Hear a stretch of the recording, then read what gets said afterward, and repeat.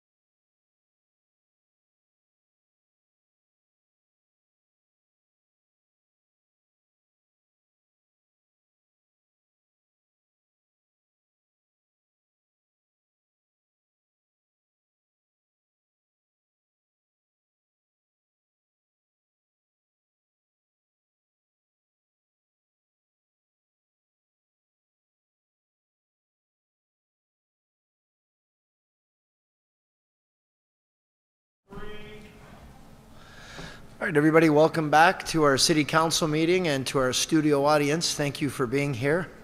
It's a temporary location. City Hall is under renovations, and we'll be heading back there hopefully in October. But in the meantime, we're grateful that we've got this great venue at the Exchange, and appreciative to all the staff. They've had to do a lot of things so that we can have these meetings here, all the technology and everything that we need to conduct an open public meeting in a proper fashion.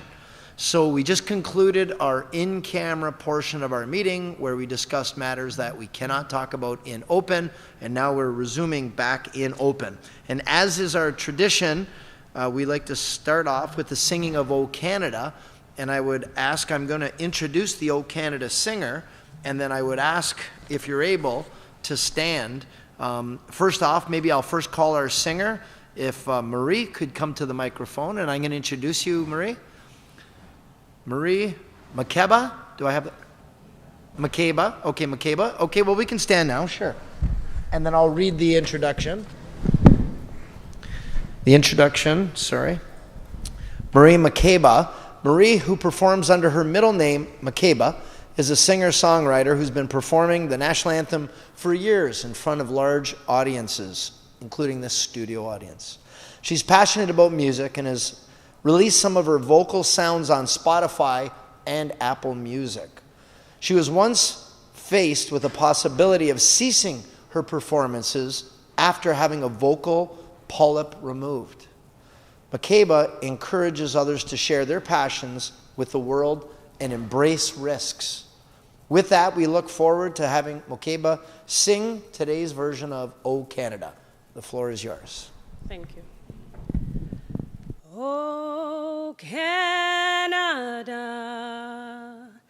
our home and native land, true patriot love in all of us command,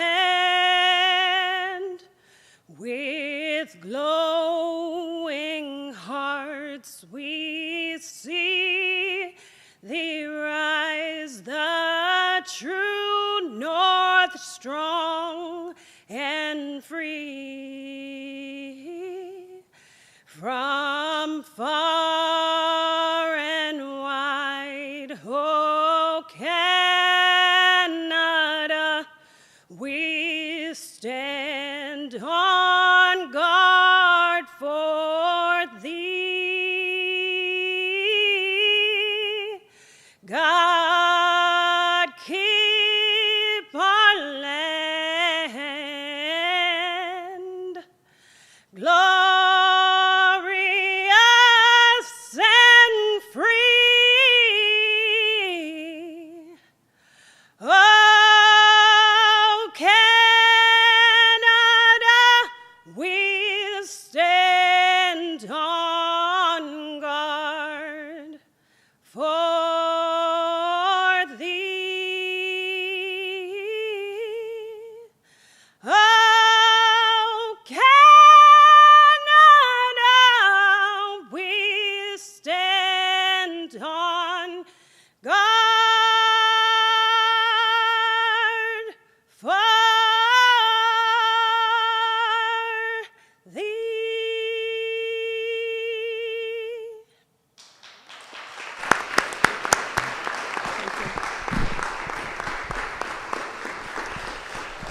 Makeba, that was unbelievable. It was definitely better than Councillor Strange would have done.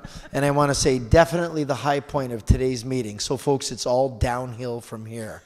So Makeba, on behalf of the city, I want to say thank you very much, making us feel very proud to be Canadian and to feel your energy and your singing. It was incredible. Thank you very much. Thank you so much. Thank you.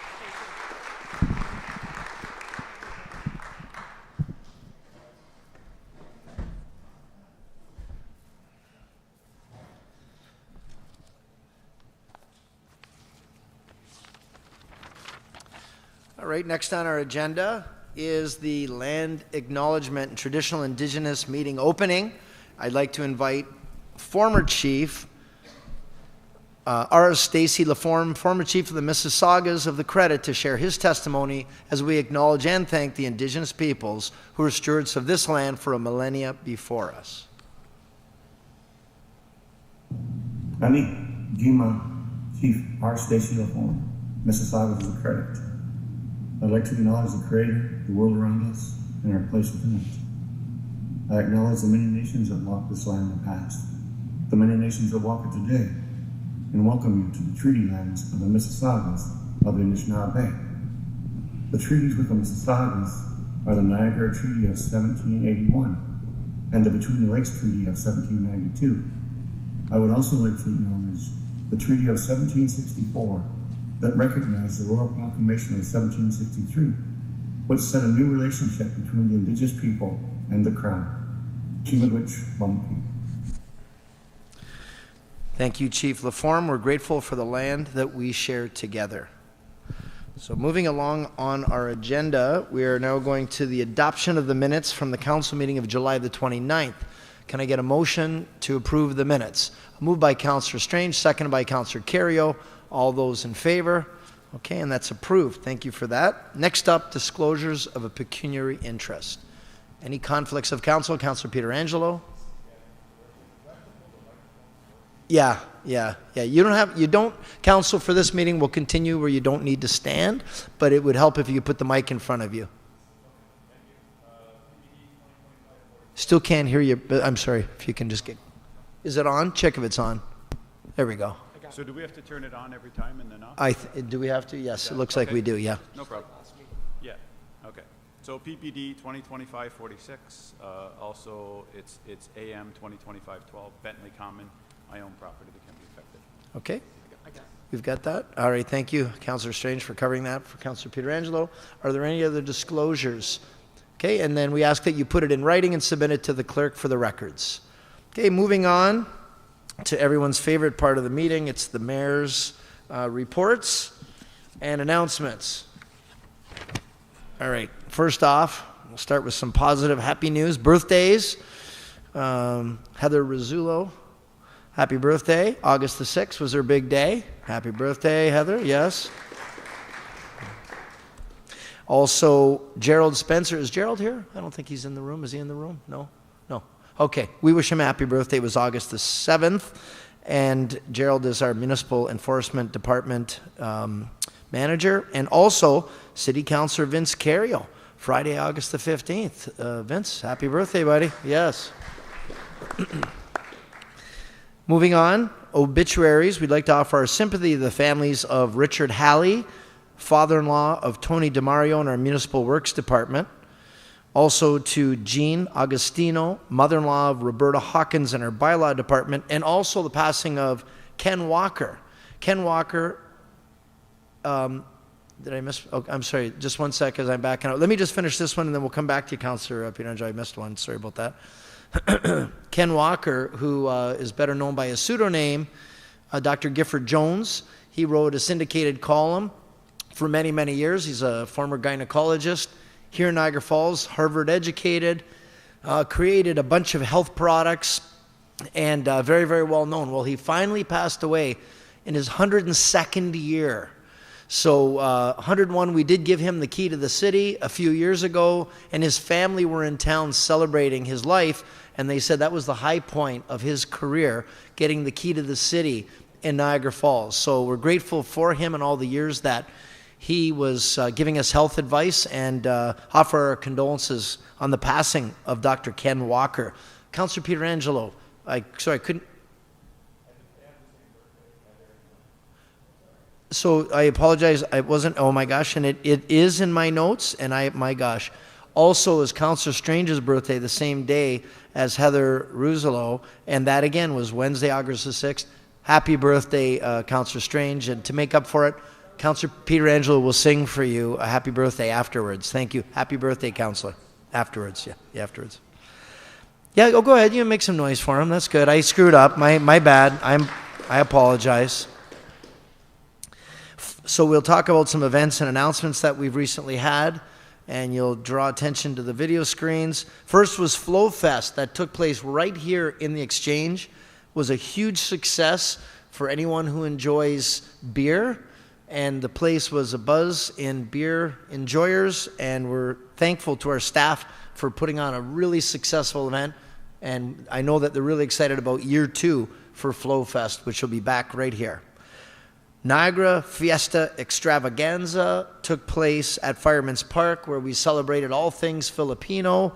I know I was joined by Councillors Patel and Lococo, and big turnout, a lot of fun, and the Filipinos, they know how to dance and have a good time and celebrate. Terry Fox Barbecue took place out front of City Hall, and I know we've got some people, Les Patapsik and your crew here, and I think you're going to be addressing us a little bit later. But in the meantime, thankful to Councillor Patel for joining me that day as we were trying to draw support and money for Terry Fox Run. And I know you're going to have a little more information that you and Chris are going to share with us in a little bit. We had an art exhibition 2025, which took place right here at the Exchange, and we had a number of winners. We're grateful for their incredible art. We've got some very talented people here in town, and to hear their stories and to hear them celebrated was a great thing. I was joined by Councillor Lococo, and we're grateful for all these wonderful artists in our community and for this great venue. Niagara 5000 took place recently. It had a number of locations where we had supercars and jets here in Niagara. There's some pictures at the Embassy Suites where they had one of their big events at the STK. There was a lot of really impressive vehicles that were all around town. They drove right by the falls one of the nights. I know they had over 1 million hits on social media with this big event, people that are big into cars and jets. So this is only the second year. It was a big success, and I understand next year they've got some bigger plans even yet to take it to the next level. So congratulations.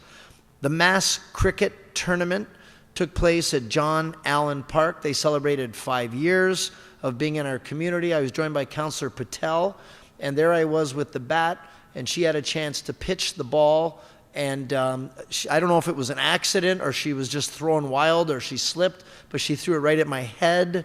Luckily, I was able to block it at the last minute, but she's got a good arm on her, I'll tell you that. So, great event.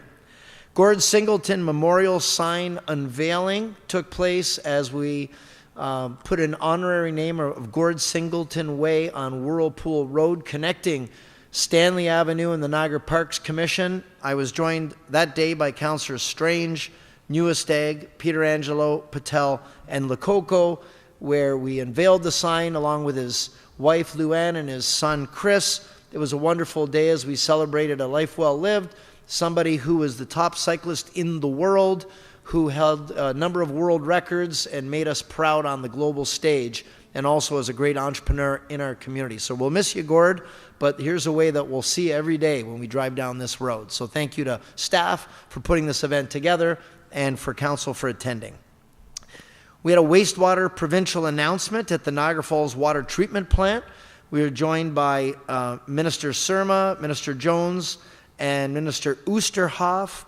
The province announced $94 million going toward Niagara water system projects right here in Niagara, which is going to help us develop more housing and also help with agriculture in other parts of the region. So grateful to the provincial government for a major announcement of $94 million right in our backyard.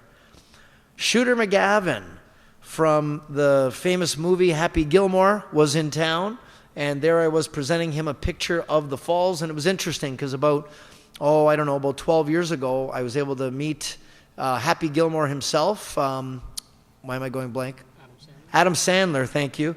As he was visiting along with his crew, and so it was funny now to kind of close the loop and have Shooter McGavin in town, but he was very grateful. He loves Niagara Falls, and he was very appreciative of the beautiful picture of Niagara Falls. So thank you, Shooter, for being in town. The AMO conference took place last weekend in Ottawa, and a number of us were in attendance.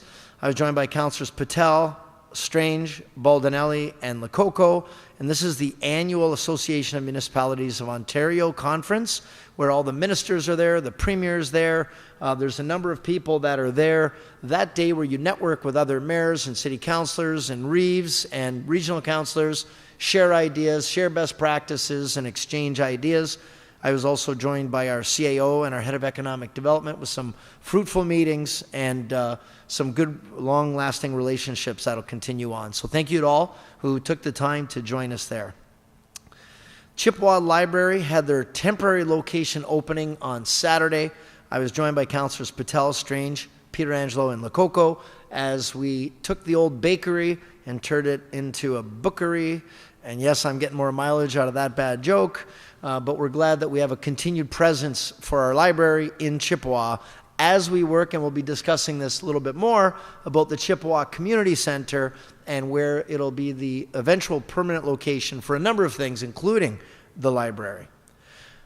Niagara Irish Festival took place this weekend at Fireman's Park, and all things green. We're happy that we had this wonderful celebration, and lots of Irish music, dancing, and beverages and foods. Big success. The weather held off, and I know there's some of the crew that put it on, and we're happy that they had a second successful year in Niagara Falls. Lucas Body, one of our great talents that have come out of Niagara Falls.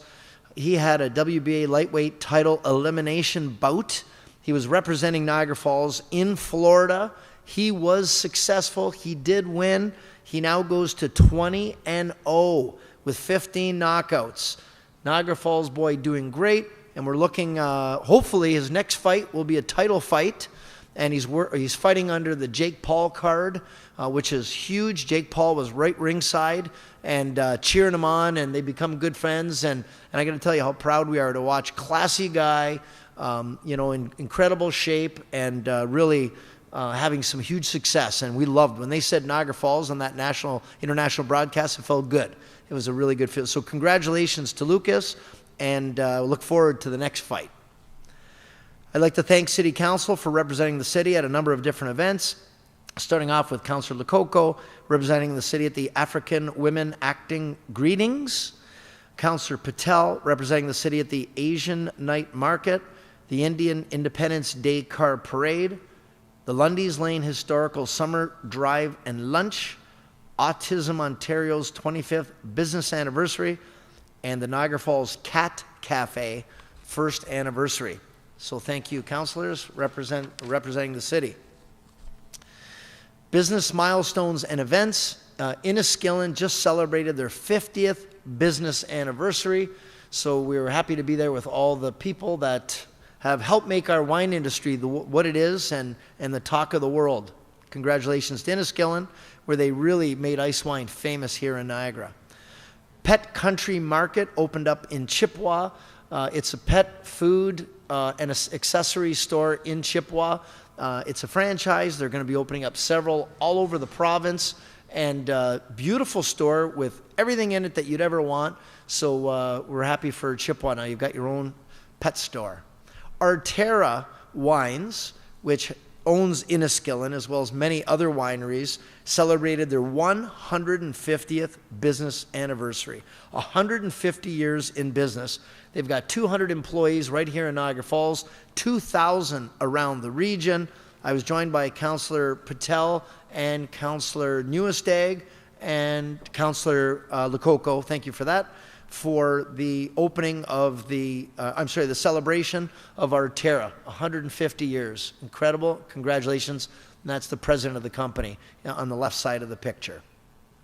Sizzlin' Meats Incorporated celebrated their first business anniversary. I know Councillor Patel and Pietrangelo did attend the anniversary, and I did go to visit and deliver a certificate as well, so congratulations to the food truck. A lot of yummy foods there. Flag raisings, we've had a couple. Restoration Day for the Dominican Republic took place, and unfortunately we didn't have a big turnout because of the Air Canada strike, so a lot of them never made it there. They got held up in transit, but we're happy that they did have their event. And Ukrainian Independence Day, we put the flag up for Ukrainian Independence Day, and I was joined by Councillor Strange, Lococo, and Pietrangelo as well, and it was nice to show solidarity with all of our Ukrainian friends with the war that's going on right now in their country. Coming up, I just want to draw attention. I'm kind of excited about this event. Only one real announcement is the annual charity barbecue, community barbecue. It's going to take place on Sunday, the 7th of September, noon till 4, at the Serbian grounds. Again, Sunday, September the 7th, noon till 7, Serbian grounds. All the money raised will go to our new hospital and to the hospice that we'll be building in Niagara Falls, of which Councillor Pietrangelo is the chair. It's $5 for everything, whether it's a burger, hot dog, French fries, shavapi, everything will be $5. Free birthday cake. There will be games with prizes, including there will be a cornhole tournament, $1,000 grand prize. There will be a free throw competition. We do have a number of celebrity guests coming that day because I'm not enough of a draw. We had to actually get some real celebrities, including Doug Gilmore. He will be there that day, and we've got some other surprises that we'll announce as we get closer to the event, so you'll definitely want to be there. If not for me, come for the celebrities. By the way, it'll also be my birthday that day. I'll add that in too. I officially will be able to go to the Coronation Club. I think you have to be 60, so I'll be 60 that weekend. Yes, hard to believe. So that's where they'll present me my walking cane, and I hope everybody will be there as I receive that. And also for the kids, we're going to have a kid zone, cotton candy, bouncy houses, snacks. Avenue Inn will be performing live. There's going to be luxury cars on display. Stay tuned to social media to hear all the great things that are coming up. It's free parking, and we will have a park and shuttle from the McBain Community Center. It'll be free shuttling, so everybody can get there. And I want to thank our amazing community sponsors for making this happen. And again, all proceeds go to the hospital and the hospice. So Sunday, December the 7th, noon till 4. See you there. Next council meeting will be September the 16th, right here at the Exchange. So let's get on with our meeting. Yes, that's it. Was there any questions or comments of council? Okay, we'll move along. Yeah, you got to put that microphone so we can hear you. For the cornhole tournament at your barbecue, do people have to pre-sign up? Just for those that are watching and wondering, do you know? Yes, so that's a great question. Let me look at my notes. Yes, thank you for that question, Councillor Dabrowski. So for the cornhole tournament, sign up is required. You do need to sign up in advance, and you would do that by going on the city's website at niagarafalls.ca. $1,000 prize. So bring out your talent and win the money. Okay. Thank you for that question, Councillor Dabrowski. Now moving on to deputations and presentations. 7.1 is the Niagara Falls Terry Fox presentation. I called to the podium Chris Garner, Terry Fox Foundation Ambassador and special guest presenter, and he'll speak to council and let us know who's with him and what's going on with Terry Fox this year. Thank you, Mayor Jim and City Council, for having me here today.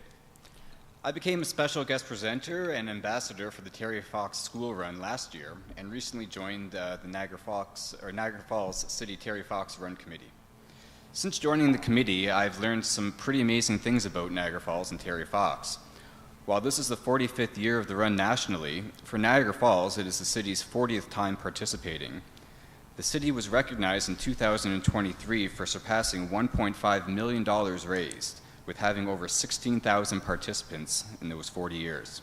And that's a part of over the $1 billion raised nationally since 1981, which was just recently announced by the Terry Fox Foundation. The city has always supported the Niagara Falls Terry Fox Run through a variety of fundraising events, including car washes, silent auctions, trivia nights, the Canada Parade, and more. We recently had our trivia night at the where was it again? The Gale Center. Sorry, I wasn't able to go that time. So we were at the Gale Center and did quite successful. It was our most well-attended event that we've had so far. Every year, the committee dedicates our city run to one Niagara Falls resident. In the past, that's included Dan Daddio, Julianne Misk, Dave Talbot, Dave Rotella Sr., Elizabeth Tenius, and Betty Sargson, just to name a few. This year's dedication is to a young man who passed away in 2019 at the young age of 15 after a 3-year battle with the same cancer Terry had, osteosarcoma. Alex touched many people's lives, including myself, and this year we dedicate the Niagara Falls Terry Fox Run to Alex Louie.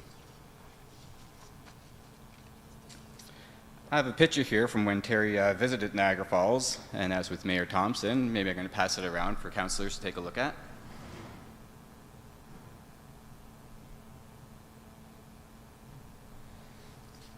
Terry visited Niagara Falls on July 12, 1980. He visited the City Hall and spent time with his friend and local basketball legend, Jay Triano, as well as Niagara Falls resident Steve Iorio and our own Mayor Wayne Thompson. This year, I've challenged all the schools in Niagara Falls to work together to raise $45,000 for the 45th anniversary of the run. Mayor Jim and I have already done a couple of videos that we've sent out to the schools, one that was just sent out yesterday and another one that will be coming up very shortly. And already we have the highest number of schools that registered in the run, with only 3 more schools left in the city left to register. I definitely will be visiting those 3 schools to get them on board so we can have 100% participation for the first time in our history. And I have no doubt that we're going to reach that $45,000 goal this year. And speaking of challenges, I would also like to issue a challenge to the mayor and city council members to come out on Sunday, September the 14th, to the Gale Center and participate in the run with me. We can go and do the walk together, talk about some stories of Terry Fox, and have a great time out there. So on behalf of the City of Niagara Falls Terry Fox Run, thank you again for having me. Thank you very much, Chris. Do we have any questions from council of Chris about Terry Fox or any things he talked about? Councillor Strange. Yes, thank you, Mr. Mayor. And Chris, congratulations for being the ambassador for this year. And I think it's quite the honor to have Alex Louie, who's just an amazing, amazing kid. There should be a documentary about him, especially with his connection with Alex Ovechkin and, you know, the same cancer that he went through that Terry Fox did. And as far as you're concerned, you're just doing an amazing job. I know you're actually, he's the longest drive champion in the world right now for an amputee. So just doing amazing, Chris. And I know you're working at the parks now, the Legends, helping children with disabilities and kids with terminal illnesses, life-altering illnesses, injuries. So congratulations. I know this year is going to be such a success with yourself and the leaders of Les and Peggy and the rest of the team. They do an incredible job, and you know, I can't think of a better person, a hero, a legend than Terry Fox. You know, to do all those miles on one leg was just incredible, and just to show the perseverance and strength. And you know, in 1980 he was the athlete of the year. Actually, Gord Singleton, when we talked to her, finished second. So just unbelievable, and I'm glad you're involved. And there's the story behind you is pretty incredible too, because you had an illness to your leg, and you were in so much pain you actually asked the doctor to amputate your leg when you didn't need to, but just so much pain that you had to. And it's just incredible. And now it's life-changing for you, because I saw you're a musician and doing great things, and you're continuing to do great things. You know, by running, you ran with me a couple times, and just incredible things you're doing. So just keep it up, and congratulations to the whole team. Thank you, Mike. I appreciate that. No, appreciate that, Councillor Strange. And yes, I have the picture in my office when Chris won his championship in Florida, I think it was. Yep. And what's your longest drive? About 344 yards. 344 yards, you know, as an amputee? As an amputee, yeah. I didn't start golfing until after my amputation. So you weren't a golfer before that? Nope. That's incredible. I challenge everybody here to see what your long drive is and what can he putt? Hey, always a critic, but can you putt? Yeah. But can you putt? And Councillor Baldinelli's his caddy. He is, very much. Yeah. And he's a great golfer as well. But you know, the other thing that I thought was impressed, you said when you were at the golf tournament, you gave people explain what you did so they could experience what it was like, because you make it look easy. You walk around, you do everything as if you've got 2 regular legs. You make it look easy because you're very athletic. But what is it that you did to give them a feel for what it's like to take a swing with one prosthetic leg? Yeah, so I had my prosthetist make, I call it an able-bodied prosthetic leg, where you'll bend your knee and it sits inside, and then straps right onto your leg, and then I make them try to hit a ball while they're standing on that, and a lot of times mostly people fall over or they can barely make contact, and then I stand up beside them and hit off my prosthesis, and they can go play for my ball, and it's a really a lot of fun and challenging, and opens a lot of eyes to the challenges that we face, not just in everyday life, but on the golf course. And the last thing, Chris, you're here with some other guests as well. I don't know if you wanted to Yeah, so I have the members of the Terry Fox committee here with me. You guys want to come up, say hi? Anybody? No? Just want to wave hi, so. Okay, they're shy, but Yes. they're here. Okay, that's great. So a lot of support on the committee members, and yeah, great group of people. Okay, great. Thank you very much, Chris. We appreciate you, and Patapsix and gang, thank you for being here. Appreciate all that you do for the community and for Terry Fox. Thank you very much. Thank you very much. Thank you. Do we need to receive that presentation? No? Okay. All right, moving next to 7.2 is the South Niagara Hospital update. So I had introduced Patrick Topping. He's a Director of Transactions and Construction for Niagara Health, along with Mike Dunford, the Senior Project Manager at Ellis Dawn, to deliver this presentation. Hey, hello everyone. Thank you for having us today. As the Mayor said, I'm Patrick Topping, the Director of Transaction and Construction with Niagara Health, representing the South Niagara Hospital. And I'm here with Mike Dunford, who's the Senior Project Manager of Construction with Ellis Dawn. As you may have known, it's been 2 years since we broke ground, and I'm happy to say that we're making incredible advancement on the project so far, having built out about 10 floors structurally of a total of 12. So that's really, really positive news as we move things forward. And before we get into the slide deck, I did want to thank the council and the city of Niagara Falls for their continued support. Since the very beginning, whether it was buying the land, helping us through their leadership and collaboration on the right-of-way work, so the infrastructure around the site. Actually, I see Eric Nickel here today, so thank you very much for that support and continued support. And of course, the local share amount of $30 million. It goes without saying, we cannot thank you enough. It is so greatly appreciated to have your unwavering support through this project. Can we go to the next slide, or do we do it through here? You've also got some people from the NHS with you as well? Yes, we have. Hello, NHS people. Over there, our Director of FF&E, Isabella Karitz, Antonetta Kulik, who's our Communications Specialist, and Mary Jane Johnson, our Director of Communications, and Josh Upper, also with Communications. Welcome. Okay. I can't think of anything more fun to do on a Tuesday night. We're just going to do a quick refresher on what the site is and kind of bring people back to what we had first envisioned and how we got here. We're a 1.3 million square foot hospital specializing in acute care, complex care. We're going to have 475 beds.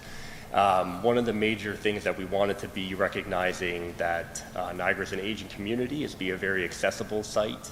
An accessible building, so we've really prided ourselves on making sure that we have a compact design, one that can be navigated within and outside of the building very, very well. Some of the design highlights, as I said before, we have 475 beds. If you remember, we did start with 469. We were able to grow that within the ICU department by 6 beds. Doing that with our partners over at Ministry of Health and Infrastructure Ontario, we were able to increase that bed count, which of course is nothing but a good news story for the city and also the region as a whole. We're also going to have an emergency department that is 3 times the size of this current Niagara Falls, which will only increase our patient care and shorten wait times. One of the very, very interesting things about this hospital build is that we are working to be the first well-certified building in Canada. Being well-certified means we're focused completely on the people within the building, in better air and water quality, as well as better access to daylight. So not only are we looking for our patient and visitor experience to be increased, this will also help us gain better staffing and retention as well. And I am happy to report that we have got the WELL pre-certification, which could only be done through this process of design development and showing our advancement in construction. Design process. One of the interesting parts about this project is that it is a design build. So what that means, and here I was told that I usually speak very loud, almost too loud in the office. Better watch, he's going to knock your teeth out if he gets any closer. There you go. So one of the interesting things about a design build is that you're building a long way as you're finishing all of your design. When Augustino first came on, we were around that 30% design complete, which would allow us to do things like underground site servicing, start to really break ground. But as of right now, 2 years later, we've reached a 100% milestone of construction documentation. And what that brings with it, it allows there to be or removal of any barriers to construction. Of course, we'll still have a few things we need to work out with Augustino, but with most of those barriers removed, now Augustino can start constructing at an even more rapid pace and bring more workers to the site. Furniture, fixtures, and equipment. I wanted to make sure we touched on this in the update because it's so important to the success of the hospital. We have over 42,000 pieces of equipment, some of them as architecturally significant equipment, meaning that we had to have those either procured and all of the design known as we can bake it into the design development and into construction. It is very, very important to note that these pieces are expenses largely supported through the local share and community donation. So we're being very, very careful with how we procure, how we go about and get these pieces of equipment, and I'm happy to say that major things like MRI and CT have been procured and those contracts signed, and we are on budget. So that was a quick update on my portion of it. I am going to turn it over to Mike Dunford now to give you a construction update. Hello, everyone. We currently have 800 workers on site, and we hope to be at over 1,000 workers in the new year. We're currently working on level 10, which represents 85% of the concrete structure. There's only 2 tower cranes remaining, which will focus on the tower for the remainder of the project. And they'll focus on the structure, structural steel, and precast panel installations. We'll touch on some other milestones in the next few slides. Also want to highlight that we work closely with City of Niagara Falls Building Department, Fire Department, and the Niagara region through a phased permitting process, and we've obtained the full... Are you able to bend that mic down? Yep. Sorry, it's kind of at your forehead. And we've obtained the full building permit. Sorry. Okay. Yep. Oh, Full building permit earlier this year, in May of this year. So that's good. Next. So for structural work, we've got currently on level 10, 2 more floors to go, and they'll be followed by a structural steel penthouse that'll top off the structure. Slab on grade work in the basement, as well as level 1 is complete, which allowed interior work in the lower levels to advance significantly while the structure continues above. Other notable structural work completed to date includes the exterior entrances, loading dock canopies, and the ambulance garage. On the exterior, the building envelope consists of primarily architectural precast concrete panels, glazed curtain wall, brick and natural stone, metal panels, and other types of roofing systems, all of which are underway and at various levels of completion. The loading dock retaining wall is complete, along with the installation of the underground fuel storage tanks, which now allow for the completion of the loading dock slab pour. On the interior, 80% of the concrete blockwork on the project is in the basement for level 0, and that work is over 60% complete. Drywall framing, door frame installation is underway up to level 6, with most of the progress on levels 1 through 3, which allows for mechanical and electrical rough-in to continue. Major electrical distribution equipment has been received and installed in the main electrical rooms. Major mechanical equipment, such as the primary pumps, fire protection equipment, and all major air handling units on level 4 have been received and installed. For site work, all underground services, water main, fire hydrant, storm, sanitary systems are substantially complete and connected to the building. Main entrances to the site, along with the ring road and the parking lots, have received a base coat of asphalt, and the installation of sidewalks continues as well. And some of the upcoming milestones will reach the halfway point in October. Structure will be complete in spring of next year, watertight in the summer of next year, power on and distribution throughout the building by November of next year, and then substantial completion in February of 2028. That's it.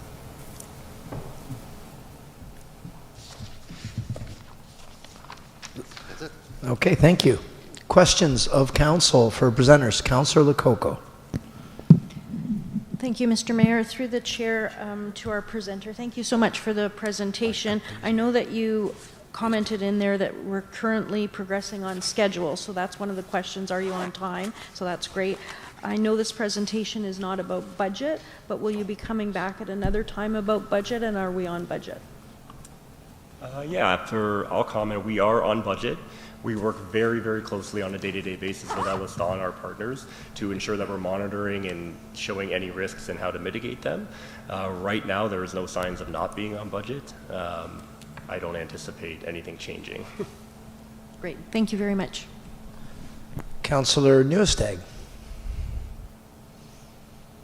Switch is on the top, I think. Yep. Thank you. Thank you very much. Can you hear me? Oh, thank you very much for the presentation. Can you bring it closer, Councillor? So it's just really hard to hear you. Okay. Councillors. Yeah. Okay. Thank you. It's on? Okay. Thank you very much for the presentation. I've had the opportunity to tour the hospital already, and it is massive. Like, it's so impressive. I felt like I was an ant in that big complex.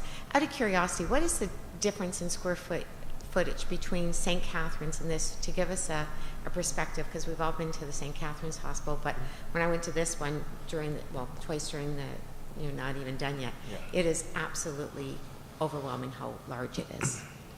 Yeah, so this one is 1.3 million square feet, where the Murata Family Hospital is only 1 million square feet. I shouldn't say only, it is still 1 million square feet of care, but the difference is at 300,000, and we just have more vertical stacks. We're the 12-story building with 2 mechanical floors, where the Murata is only the 5. And through you, one other impressive thing that I saw as you're going up the different heights, the panoramic view that we have, which will really help patients. If you're have to get stuck in a hospital, you might as well have panoramic view. It's absolutely a great spot.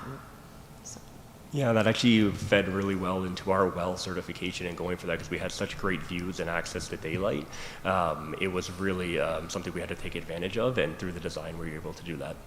And another thing I noticed through the design is how the parking wraps around. We're in St. Catharines. It's basically in one area, and everybody has to funnel through that one area. So it was another good design that it wraps around and people aren't having to walk as much. Since I'm on the topic of parking, what is the difference between parking between St. Catharines and this one? Because that's often a complaint that there's not enough parking in the St. Catharines location. Yeah, so through the design development, even in the preliminary, we did extensive studies and went through a whole lessons learned process to make sure that some of the problems that have occurred at the Murata Hospital are not going to occur here. I can't remember what the final count is, but we've ensured that there's ample parking for both staff and the patients. Okay, good. That's very good. Thank you. Thank you. Councillor Patel. Through you, Mr. Mayor. Thank you very much for the great presentation. My question is about the fundraiser. Do you know how far we are in a fundraising goal? Because I understand it was $100 million, so do you know how far we are? I don't have the exact number right now, so I'll have to take it back, but we'll be sure to get back to you on that. I'm not sure where the fundraising number is at. Okay, thank you. Mr. Mayor, would you be able to let us know? Because I think you're co-chair with Harry Oaks, right? So you should know what number it is. So within a million or two, we're around $74 million right now. That's been pledged for the hospital. The original goal was 40 million, and then we raised it to 100 million so that there'd be less debt and more focus on putting the equipment in place that we need, and we wouldn't have to be chasing money. But we're still after the last quarter. And this is the hardest part, because it's like, when you're picking apples, the lower ones are easy to reach. These ones are higher up. We're stretching. So we definitely need the community to come together for this last quarter. But 3/4 of it's done. The community's been extremely generous, and the foundation has been working very, very hard. So it's a great question, Councillor Patel. And in fact, that's going to be one of the things we're raising money for at the barbecue on Sunday, September the 7th from noon until 4. Another cheap promotion for the birthday barbecue. So yeah, we're 3/4 of the way there, but we still have a little bit of way to go, because the last stretch is the hardest. Yeah, thank you for that. Yes, Councillor Newestag.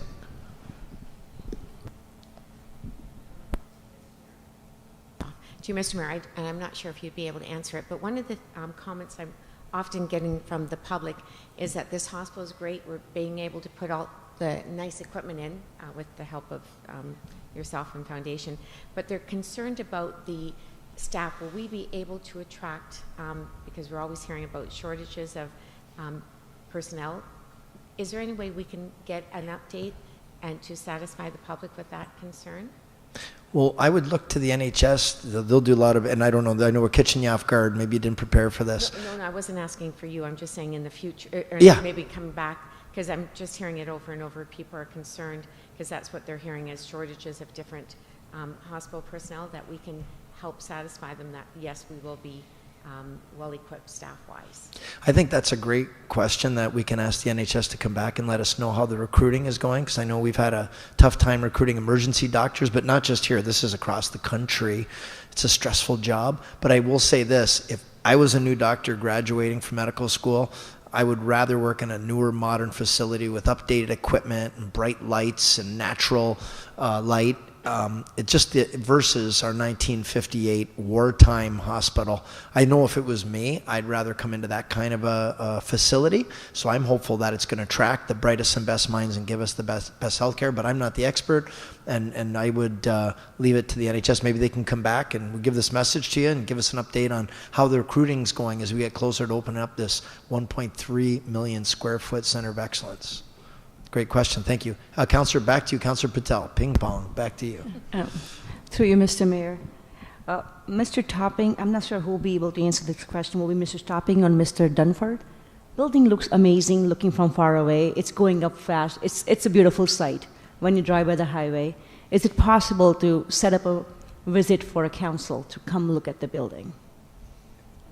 Yeah, absolutely. So we work really closely with members of council and others to schedule those in advance. So you just have to reach out to our communications team, which works hand in hand with Ellis Dons as well, and we can definitely set something like that up. Yeah. Okay, great. All right, well, thank you very much for being here. We appreciate your attendance, and feel free to hang around. It's going to be a riveting meeting. Thank you. Thanks, everyone. Thank you. Maybe just a motion to receive the two presentations by Councillor Newesteg, second by Councillor Dabrowski. All those in favor? Thank you very much. So now we move to our planning section of the agenda. I welcome, thank you. I ask our clerk, please, if you would please introduce the next item on the agenda. Yeah, thanks, Your Worship. Just before I do that, just a reminder to Council, administratively, we're looking to not have a lengthy meeting this evening.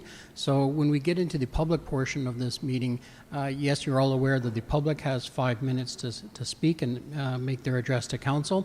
That also applies to the councillors themselves. We're just reminding you that as per the procedural bylaw, no member may speak to the same question or in reply for any longer than 5 minutes, including comments, questions to staff, and the staff responses to council.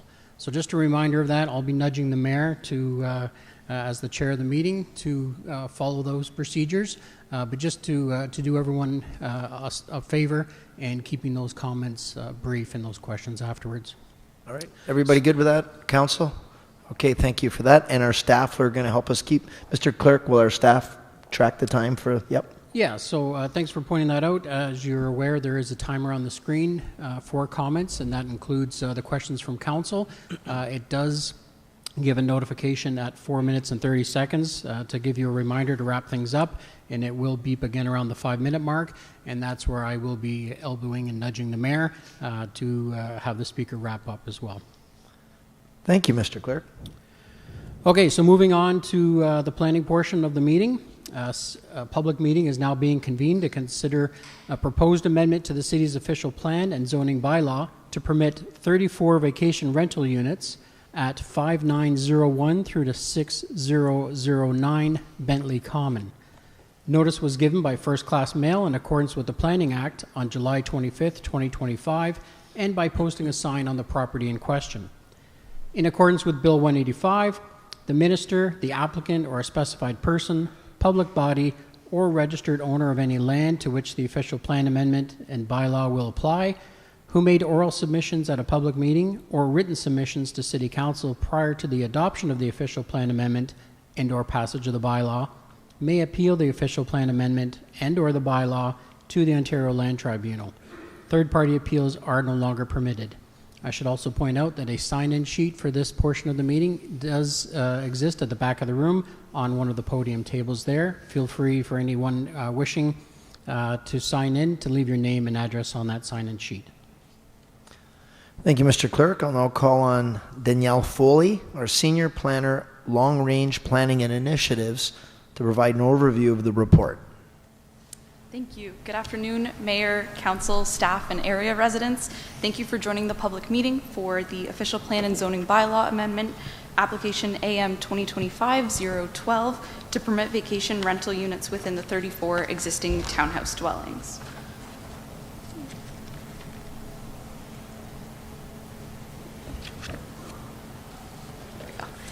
So the subject lands are located at the southeast corner of Robinson Street and Main Street and are currently occupied by 34 townhouse dwellings. The lands were formerly used as the Coca-Cola bottling facility, and surrounding land uses include dwellings and commercial establishments to the north, Main Street dwellings and apartment dwellings to the south, dwellings and Gray Robinson Park to the east, and dwellings, apartment dwellings, and the Main Street Baptist Church to the west.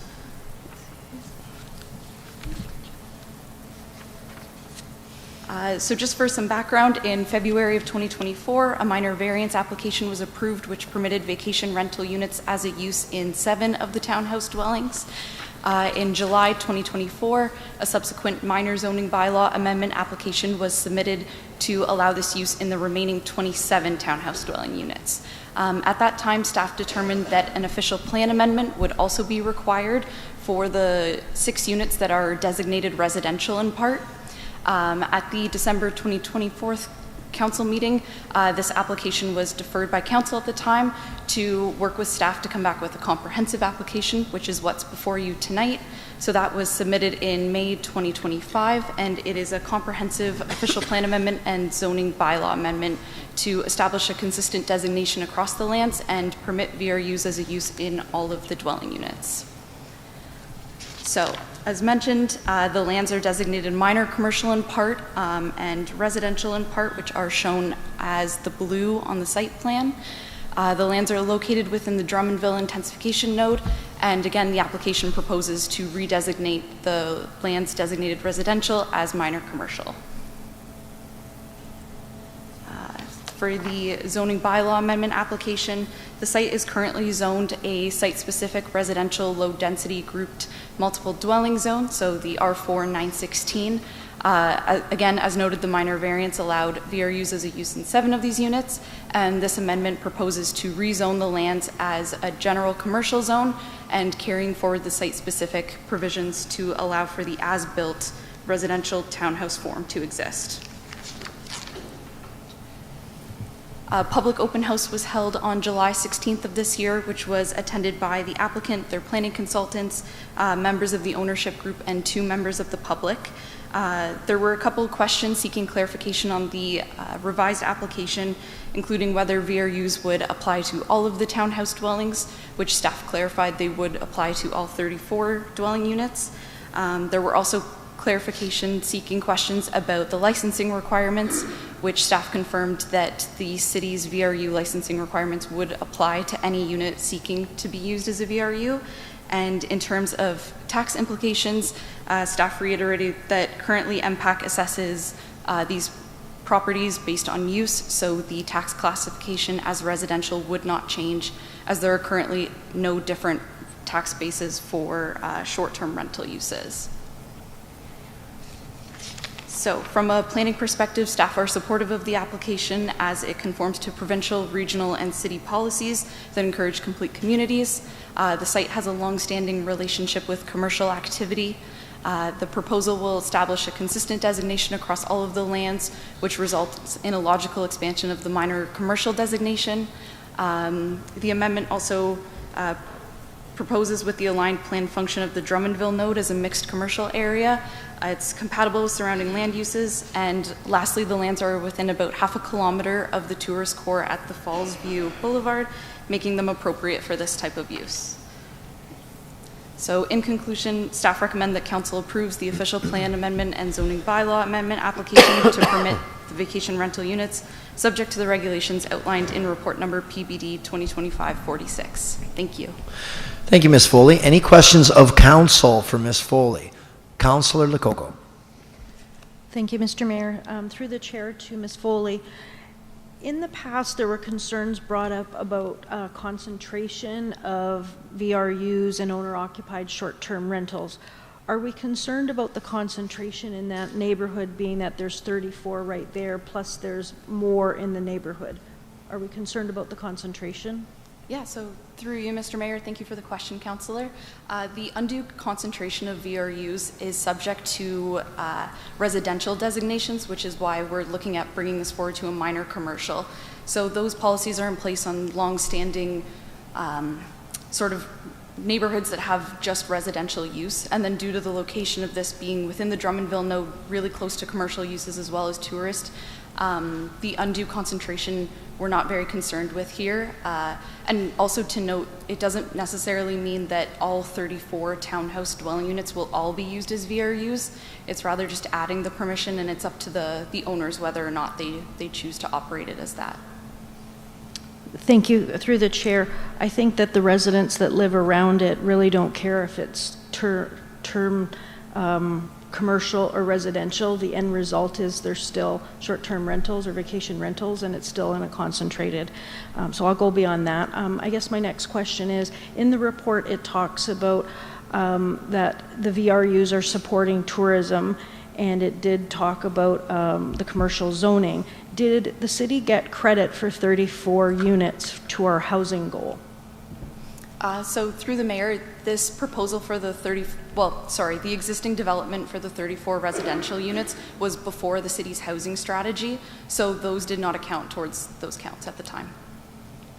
Through the chair, and will they be counted now at all? We won't get credit for those 34?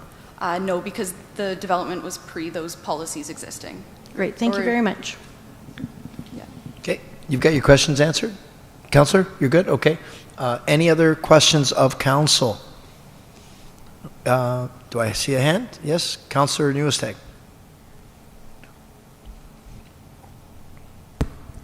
Through you, Mr. Mayor, actually a question to Councillor Lococo. What does a concentration of VRUs in one area, what is the concern there? Through the mayor, we talked about concentration being a lot of activity in a residential neighborhood. Now, I know this isn't on a residential, but there's residential abutting it, and we were looking for the owner-occupied short-term rental. There was a certain number that were allowed and a certain meter. I can't remember what they are, but we did talk about concentration for VRUs as well. So now you have 34 possible units that can be used for short-term rental, which if we were looking at concentration in the neighborhood, it's a lot more than if they were not zoned that way. Through you, Mr. Mayor, but in this area, with the difference between the short-term owner-occupied is that that is permitting short-term rentals in a pure residential neighborhood. This is a commercial neighborhood, so that's why it's no different than a hotel that has all the vacation rental people in one structure. Thank you. Through the chair, there's residential right across the street. There's side streets. There's residential within a few meters. There's going down the other street, Robinson Street, Delaware Street. I can't remember the names of the streets, but there is residential there, and the residents are looking at the undue concentration, which we have brought up issues with undue concentration, and my question was, there's 34 of them, is that undue concentration? But as Ms. Foley said, because it's not deemed residential, they're not looking at undue concentration. My whole point of bringing that up is the neighbors still think it's undue concentration. And through you, Mr. Mayor, I can cite a number of these hotels were in the same vicinity that back onto residential areas. So the ones on Stanley, they have the whole residential areas right behind it where they're almost abutting up. So I'm not sure if I totally understand that concern. Anyway, thank you. I'll just make one more comment. The difference between a hotel is that there is someone central there that can control the guests in comparison to a short-term rental. There is nobody there. An owner-occupied short-term rental, yes, hopefully, but for short-term rental, there is no one there to control what is going on with the guests, and that is the concern with the residents. Thank you. Okay, thank you for that. Councillor Patel. Through you, Mr. Mayor. Thank you, Danielle, for a great presentation. One first question is, are these all owned individually, privately owned or a corporation owns them? Yeah, through the mayor, thank you. These would be condominium units, so there would be a condo corporation and then individually owned. So they individually owned, so have we, through you, Mr. Mayor, have we actually contacted all the owners? Are they all in favor of doing this from the condominium? Yeah, and I know the ownership group is here tonight, and with the agent's presentation, they might be able to speak to it, but through the application, since it applies to the entire development, all of those owners had to sign off on authorization for this application, so they're all aware. And then one last question through you, Mr. Mayor. If there's a disagreement between neighbors, who would be taking care of it? Would that go to the condo corporation or would come to our bylaw department? So through you, Mr. Mayor, thank you for the question. The condo corp, they would have an agreement that sets rules and regulations relative to this. So I believe currently they allow VRUs in that declaration. So they're all aware when they purchase what's permitted in the development. And then in terms of complaints through certain uses, that would be dealt with through our bylaw department. Okay, thank you. Okay, thank you. If there are no other questions of council, excuse me, members of the public are advised that failure to make an oral or written submission at this public meeting could result in the Ontario Land Tribunal dismissing any referral that it receives. Council will now hear from anyone other than the applicant who wishes to speak to the proposed amendment. Mr. Clerk, do we have anyone other than the applicant registered? Yes, Your Worship, we do have one resident online before you go to the gallery to see if there's anybody further, but we'll start with the one resident online, and that is Mr. Bowen Zhang. Yes, hi. Can you guys hear me? Yes, we can hear you. You've got 5 minutes if you'd like to make your comments. Yeah. That would be totally enough for me. So yeah, everybody, hello, and my name is Bowen. And I'm one of the property owners affected by this amendment. I'm one of the homeowner here. So I'm here to express my support for this proposed zoning change that will allow me to use my home as a short-term rental. Because, like the benefit for me is pretty clear. If I can get this license, whatever, it'll be like provide me more flexibility with my home by creating additional and responsible source of income when I need it. Right? I'm currently living here, but for sure, sometime when I'm out of town, I would like to have some source of income for my home as well. And I believe this kind of zoning change would also benefit the local community because it will welcoming visitors to support our local business and restaurants and shops. Think about how wonderful this location is, right? It's very close to our great Niagara Falls. It's close to the theaters, to the casino, whatever. So I believe the visitors will be very happy if they get a chance to live here as a short-term rental, to live here 2 or 3 days, whatever, if they need it. Yeah, so that's what I want to say. Yeah, okay. I'm supporting this. You're supportive. Okay, thank you very much for that. Mr. Clerk, do we have anyone else other than the applicant who wished to address this? No one else has registered. You could go to the gallery. Okay. Is there anyone here in the gallery other than the applicant who wishes to address council on this matter? Okay, we do have one. If you would kindly step to the microphone and introduce yourself and give your address, then you'll have 5 minutes to present.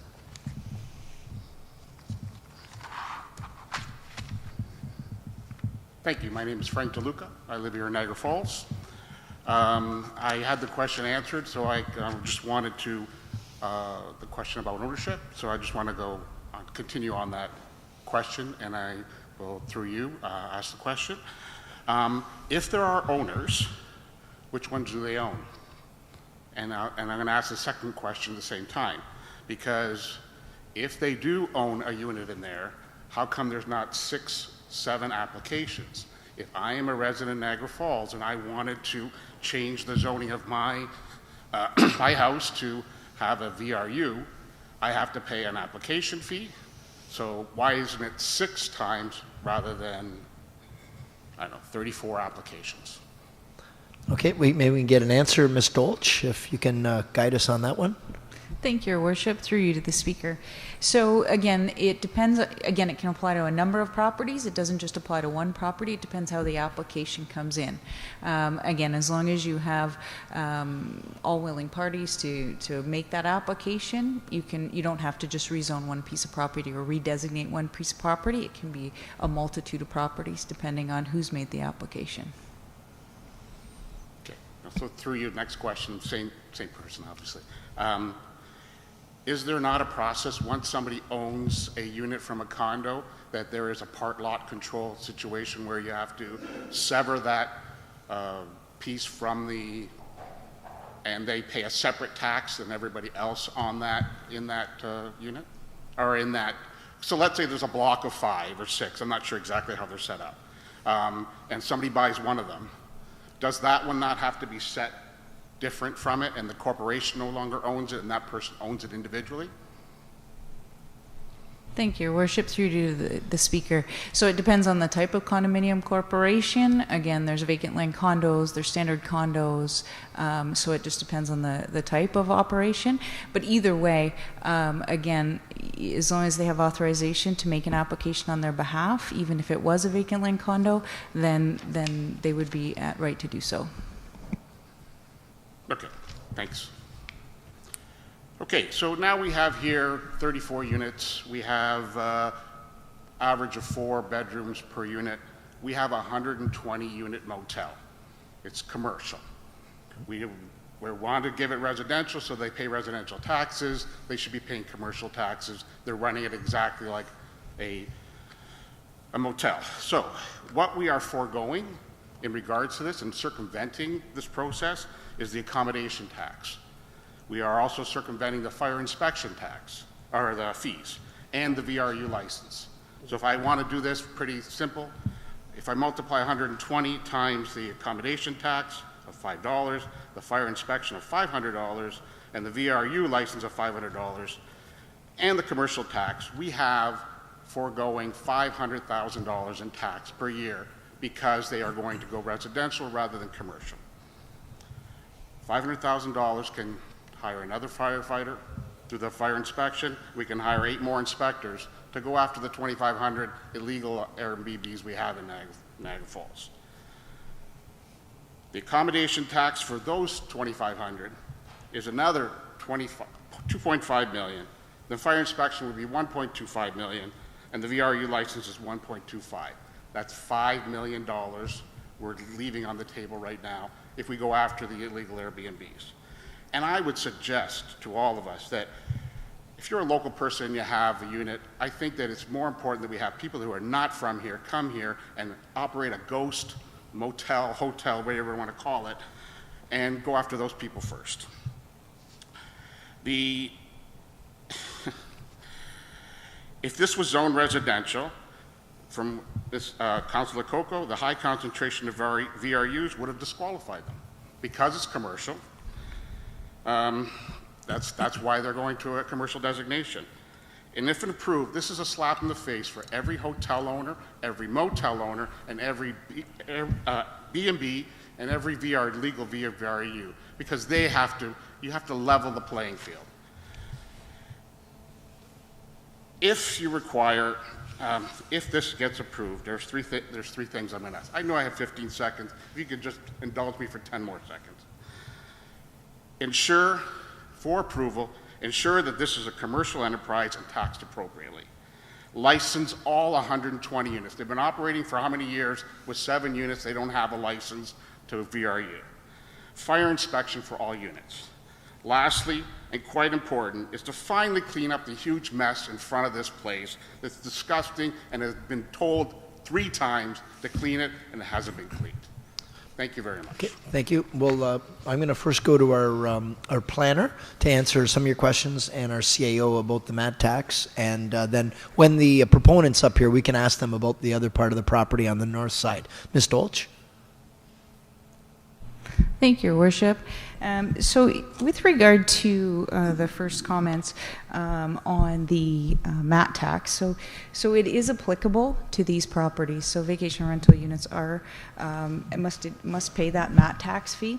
So we do that through the licensing program.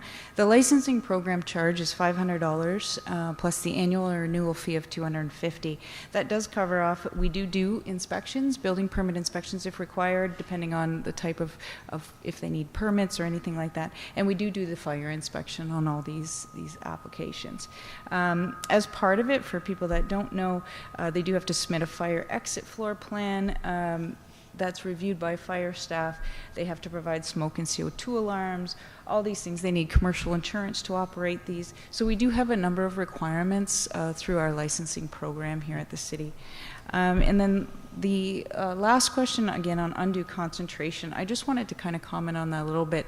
The Drummondville area is more of a mixed-use area, so it has a bit of commercial, residential, and you do have to remember that 27 of these units through designation do allow for vacation rental units already.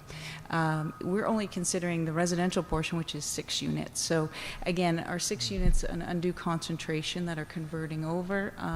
Again, it is a mixed use area. So from a planning standpoint, I don't feel this is an undue concentration. I feel that this is a mixed use area, things we want to encourage in this area. When we're talking undue concentration, we're talking about purely established residential neighborhoods where we want to make sure that the introduction of commercial uses which aren't normally there are kind of considered at that point. But this is a mixed-use area where we expect these things to occur. Okay. Thank you very much, Ms. Dolch. Is there anyone here, anyone else other than the applicant who wishes to address council on this matter? Yes, if you'd like to come forward to the microphone, please.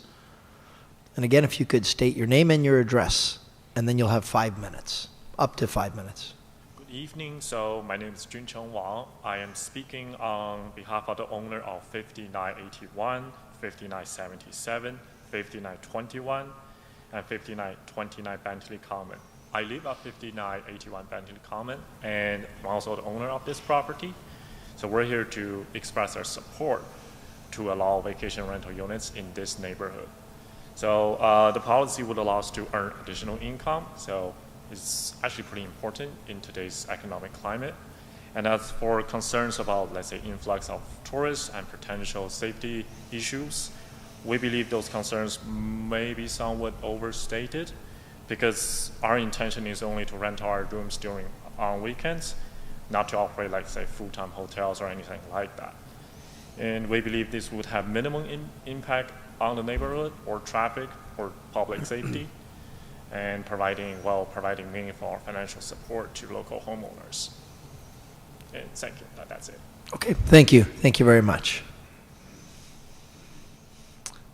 Is there anyone else other than the applicant who wishes to address council on this matter? Okay, seeing none, I'll now invite the applicant or his or her representative to the mic to speak.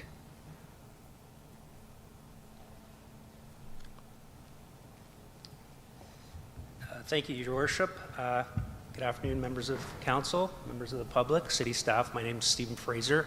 I'm a registered professional planner and principal with A.J. Clark & Associates. Here on behalf of 1746362 Ontario Corp.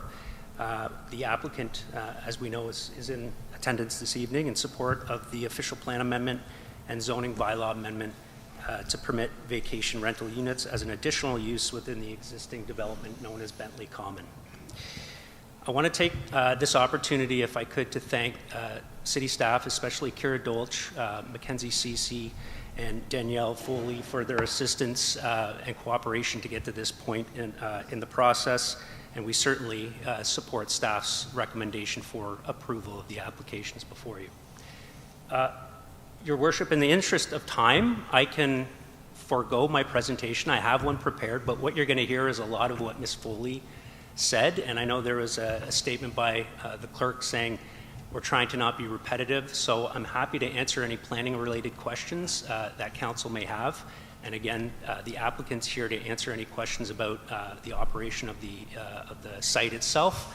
And there's another representative to talk about the licensing if council has any questions regarding those. I appreciate that. I think you read the room well, Mr. Fraser. And the only question that I took back that wasn't addressed yet was on the north side, the undeveloped part. I think there's some earth and maybe some construction material. And I think the question was, when's it going to be dealt with? So I didn't know if you had any answer or if the proponent was able to answer that. And, hopefully it could be made in a not so unsightly way. So maybe, I don't know if we have an answer to that question. And then I'll go to council and see whatever questions they have on the application. Yeah, thank you, Your Worship. I don't personally have an answer to that question with respect to the earth. I don't know if the applicant wants to address the council. Okay. Good afternoon, everyone. So I'm on behalf of the applicant, and to your question, Mayor, yes, we actually already got the process started, but it's the summertime. The subcontractor is go on vacation, so we're anticipated to get it done probably in October. October. Yes. Okay, great. Okay, thank you for that. Appreciate that answer. Now we'll go to council. Does council have any questions for the applicant or his representative? Councillor Patel. Through you, Mr. Mayor, I just have one question. Were all the residents on the condominium, were they all consulted about the VRU licensing? Through you, Your Worship, my understanding is yes, they were.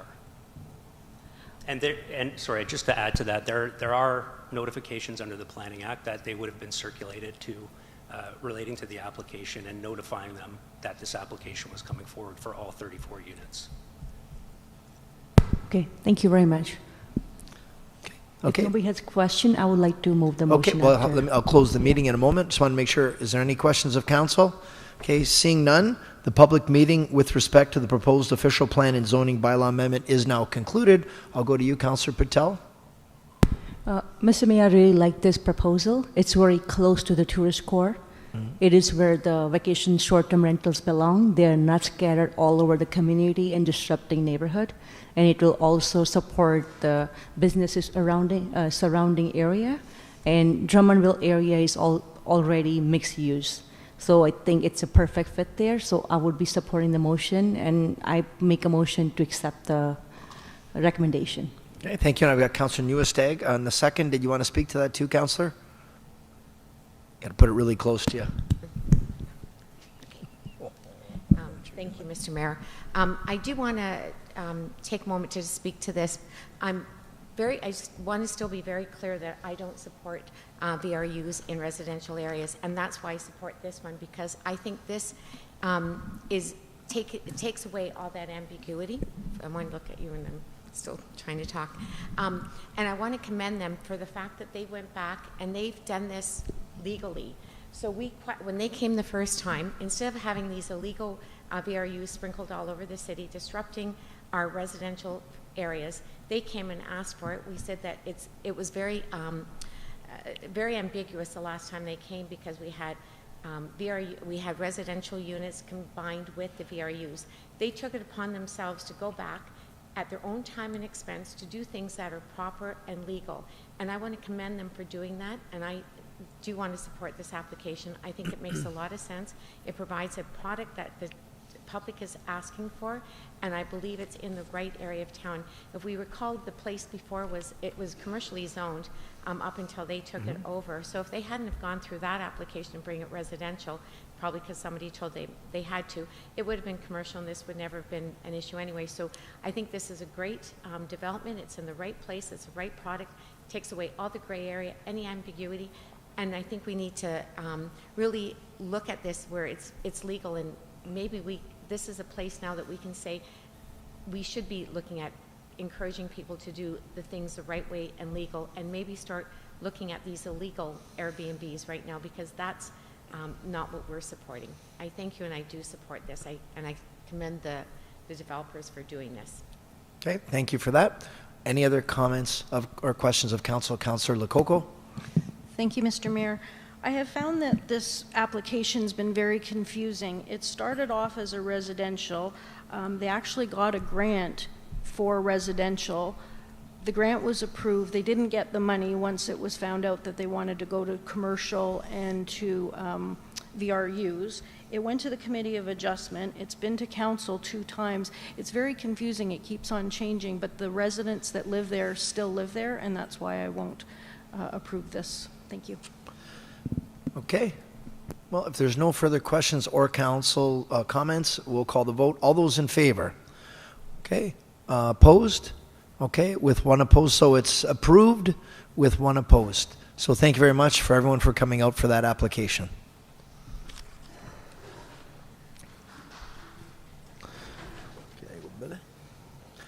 Okay, for those of you following along on the agenda, we go to 9.1.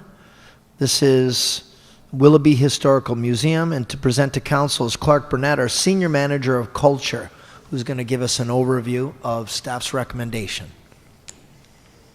You might want to adjust that microphone again, Clark. We seem to be all over the board. It's high, it's low, it's limping, it's...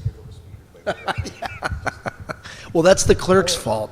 You know, if he checked the height, if the clerk had checked the height, we'd have you in order. Here, we're going to have tech come over and help you out there. Did you want to throw anything else over here? The recti.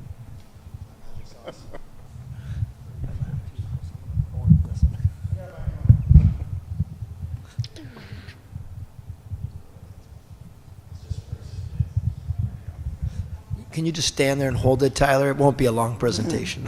Yeah, sure. You've met me, right? I'm good. I'm good. I think you can hear me anyways, right? Is that good? Yeah. That good? That's Magic. There we go. Okay. Nope. There's some kind of verification up there. Heather, you were? That was Tyler? Okay.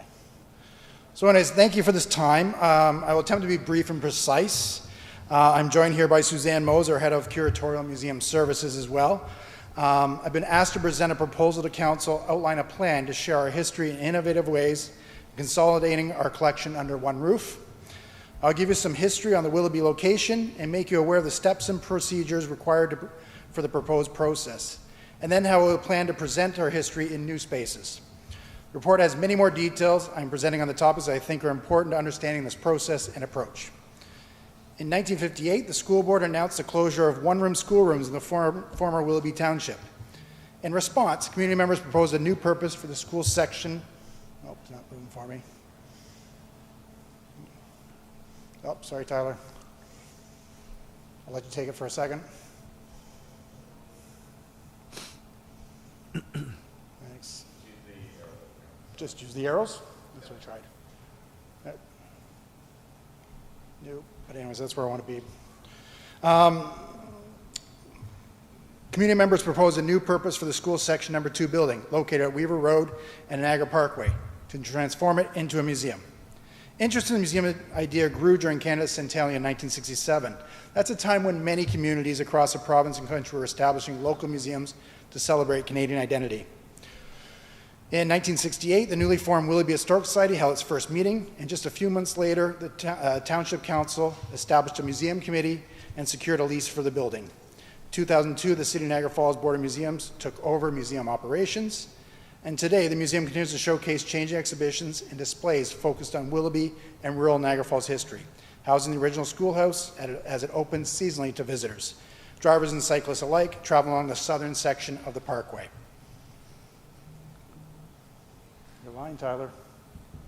I meant the arrow on the side of it. Click right. The arrow on the side. The Adobe. I'll just look up what you want. Okay, thank you. The Willoughby Historical Museum has been collecting artifacts for over 50 years. It was staffed by a dedicated team of volunteers for many years. Today, our collecting mandate is clear. We seek exceptional items that help tell stories in our galleries under one of 20 subject areas. New objects coming in the collection must have strong provenance, thorough documentation, compelling stories that contribute to a fuller understanding of their use, fill gaps in the collection, be significant to local history, and have research potential.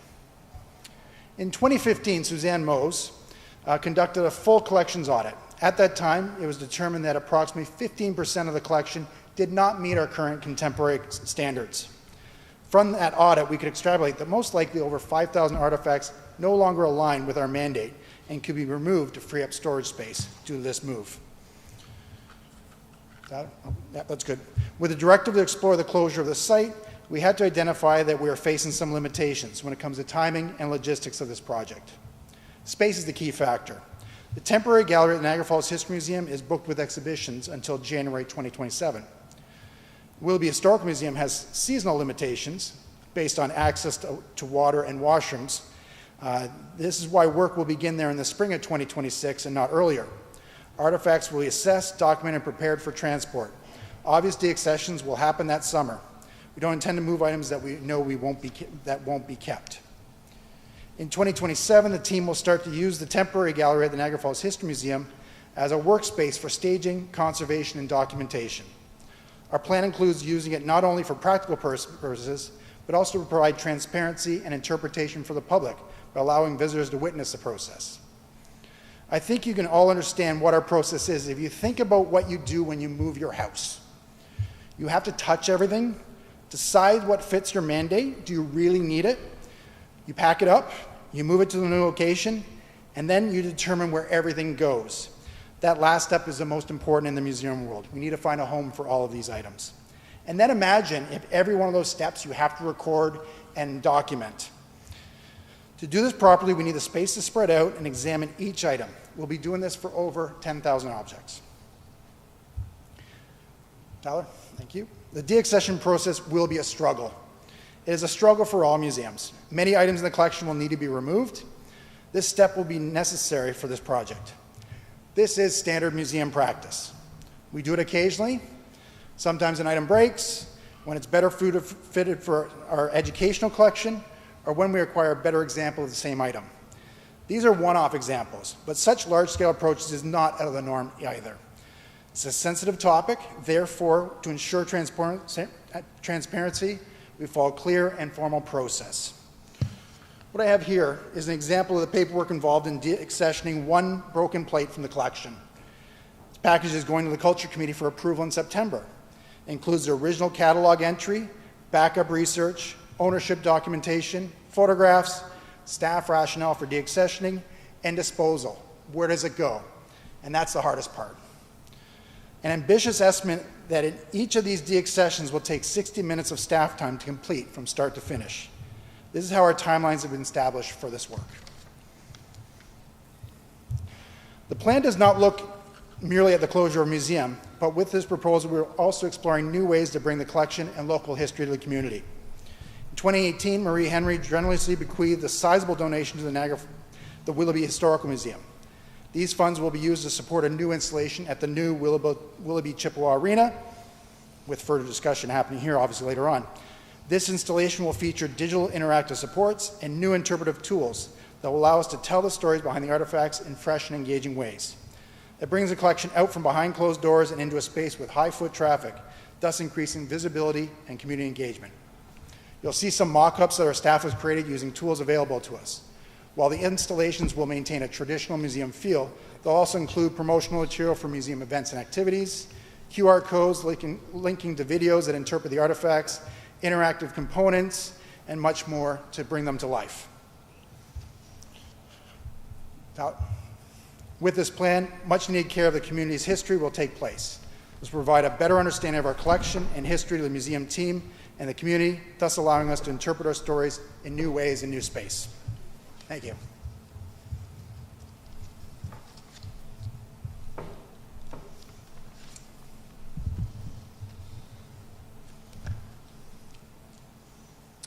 Okay, thank you. Do we have any questions of Mr. Burnett? Councillor Lococo.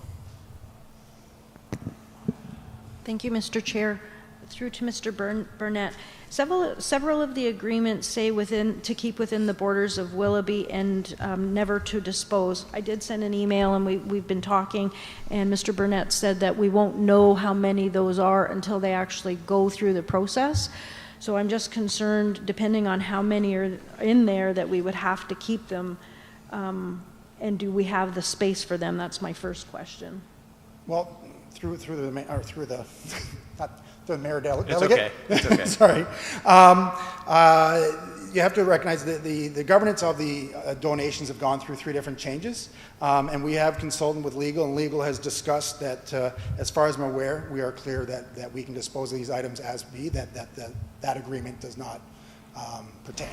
Okay, thank you. That leads me to my next question. When you brought up legal, it does say that they need to be in Willoughby. For some time period, they're not going to be in Willoughby. They might be transferred over to the Willoughby Arena later on once it's built, but does that create any legal issues against the bequest?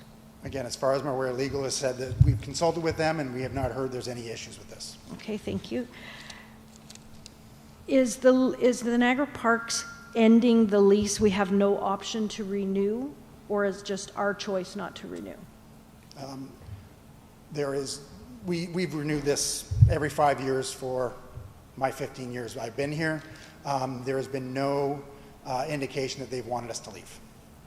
Because it seems to be cheaper to keep it going than it does to move all of this stuff, get the new display cases at all of the different places.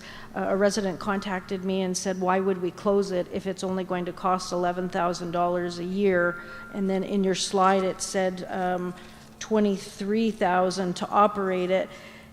It's still less than the $317,000 that's listed in the expenses. I do understand that we have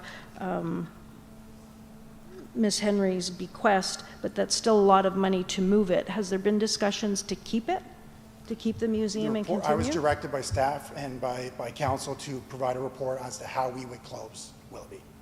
How we would close, okay.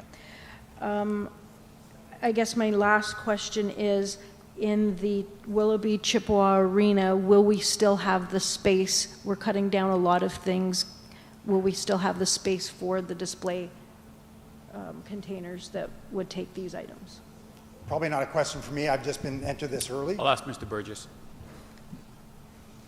Yeah,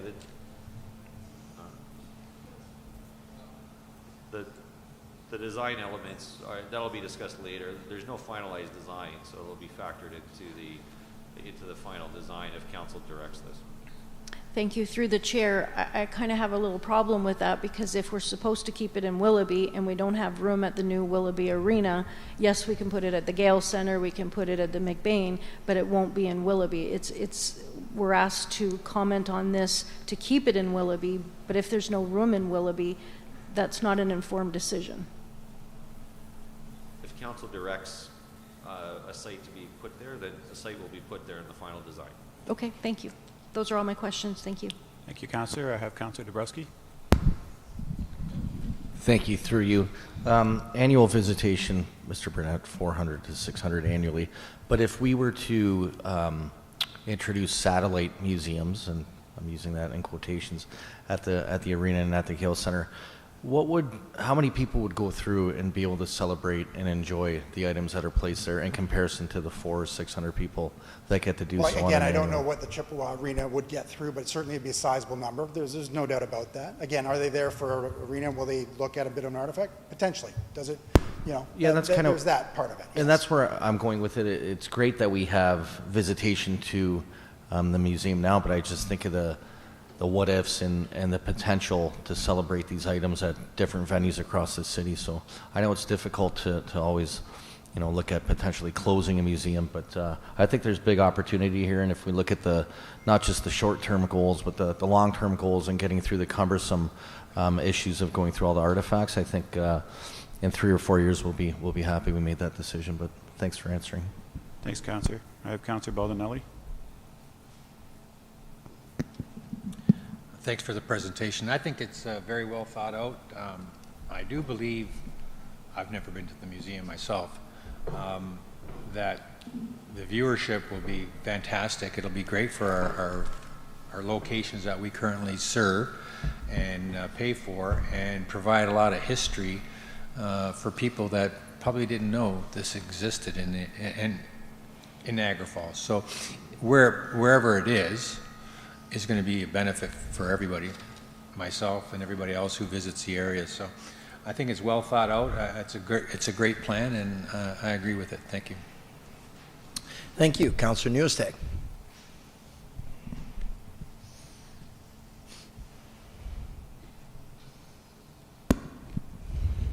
Thank you.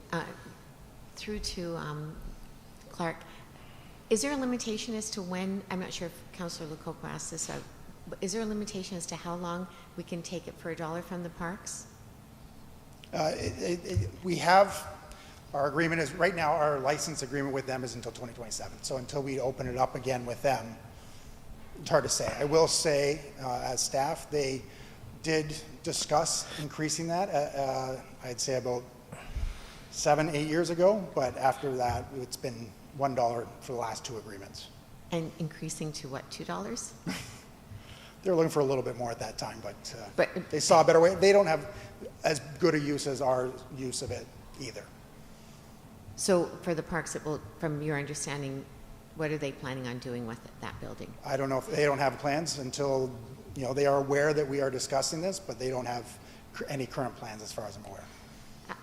Through you, Mr. Mayor, I really like where Councillor Lococo is going with this, because if we have to pay for this and we are looking to store it somewhere else, why would we not keep it in this place as a storage place already and direct people there? Like, if nothing less than that, at least it's not disturbed. We're adhering to our legal agreement. It just seems like a lot of money to just disperse it when we already have a building that nobody else can use it. Whether it's being used that much or not, maybe we can just use it for a particular time. Maybe even if it's just open per invitation, then having to staff it, so keep our costs down. Potentially, yes. The CAO would like to conch. He's going to speak now. I think we have to remember the purpose of a museum and artifacts is to tell stories. And it's not to store items. And I think, when we have 400 visitors and really what was the purpose of those visits, I happen to drive by that museum every weekend on my rides. And then, I think if we took out the people watering their dogs and doing some other stuff as a visit there, I don't think it's effective in what it's doing. The cost is the cost, but if the Niagara Parks Commission came tomorrow and said, we're not renewing your lease, we'd be lined up for these costs to deal with it.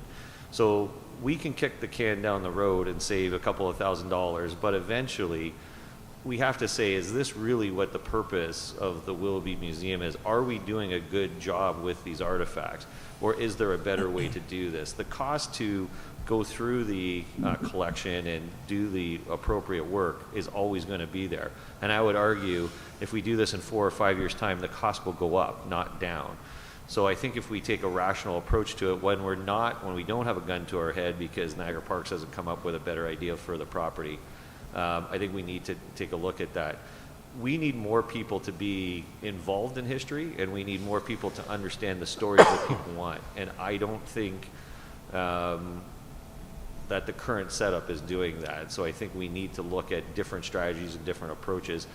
And frankly, the city, we're sitting into a $17 million facility in culture, and I think we can do other things with some of these artifacts and do some better things with the artifacts than sitting there only on weekends. Can you see it?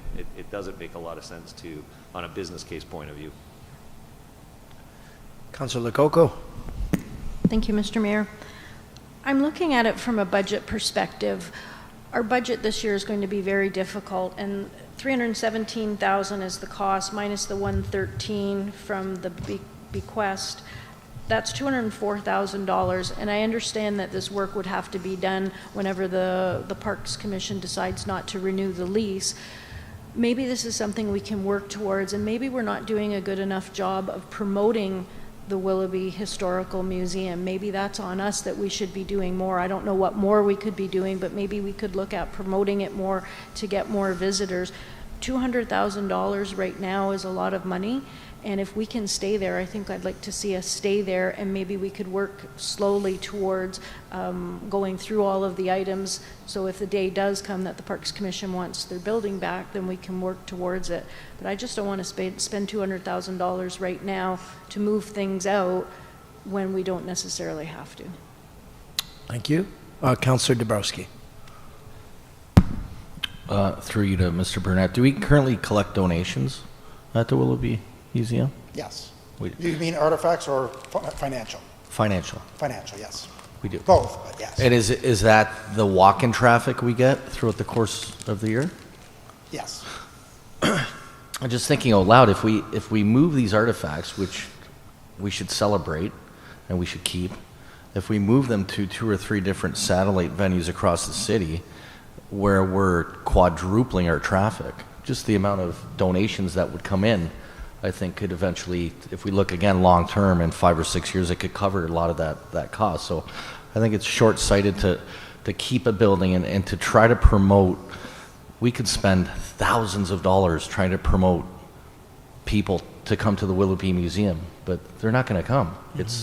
It's on one of the busiest roads in Niagara Falls along the Parkway. There's people, to take a quote out of the CEO's words, watering their dogs, and we're still not getting that traffic. You could spend thousands, tens of thousands of dollars trying to market the museum. I don't think we'll get it, but I'll leave it at that. But I like the direction that we're going. I think in 3 or 4 years we'll look back and we'll have more artifacts on display, more people enjoying them, and maybe generate some more revenue that can go back to the museum. Do we have any other questions or comments of council? So I'm just trying to get the recommendation here. Sorry. So the recommendation, and so I'm looking for some direction from council. So what I'm hearing is it's obvious that Willoughby Museum does not get any traffic. It's mostly a place to get your dog some water and use the bathroom. That's what it is. People aren't going to the museum. So, what's that? Some people go to the museum. Not many. The numbers are very low. So the question is, how many museums are we going to operate? Okay. So did you want to speak into the microphone? And then I think Councillor Baldinelli is right behind you. Sure. I'll make a motion that we support the recommendation to direct staff to close the museum at the conclusion of the license with the parks. Okay. Motion by Councillor Dabrowski, seconded by Councillor Baldinelli.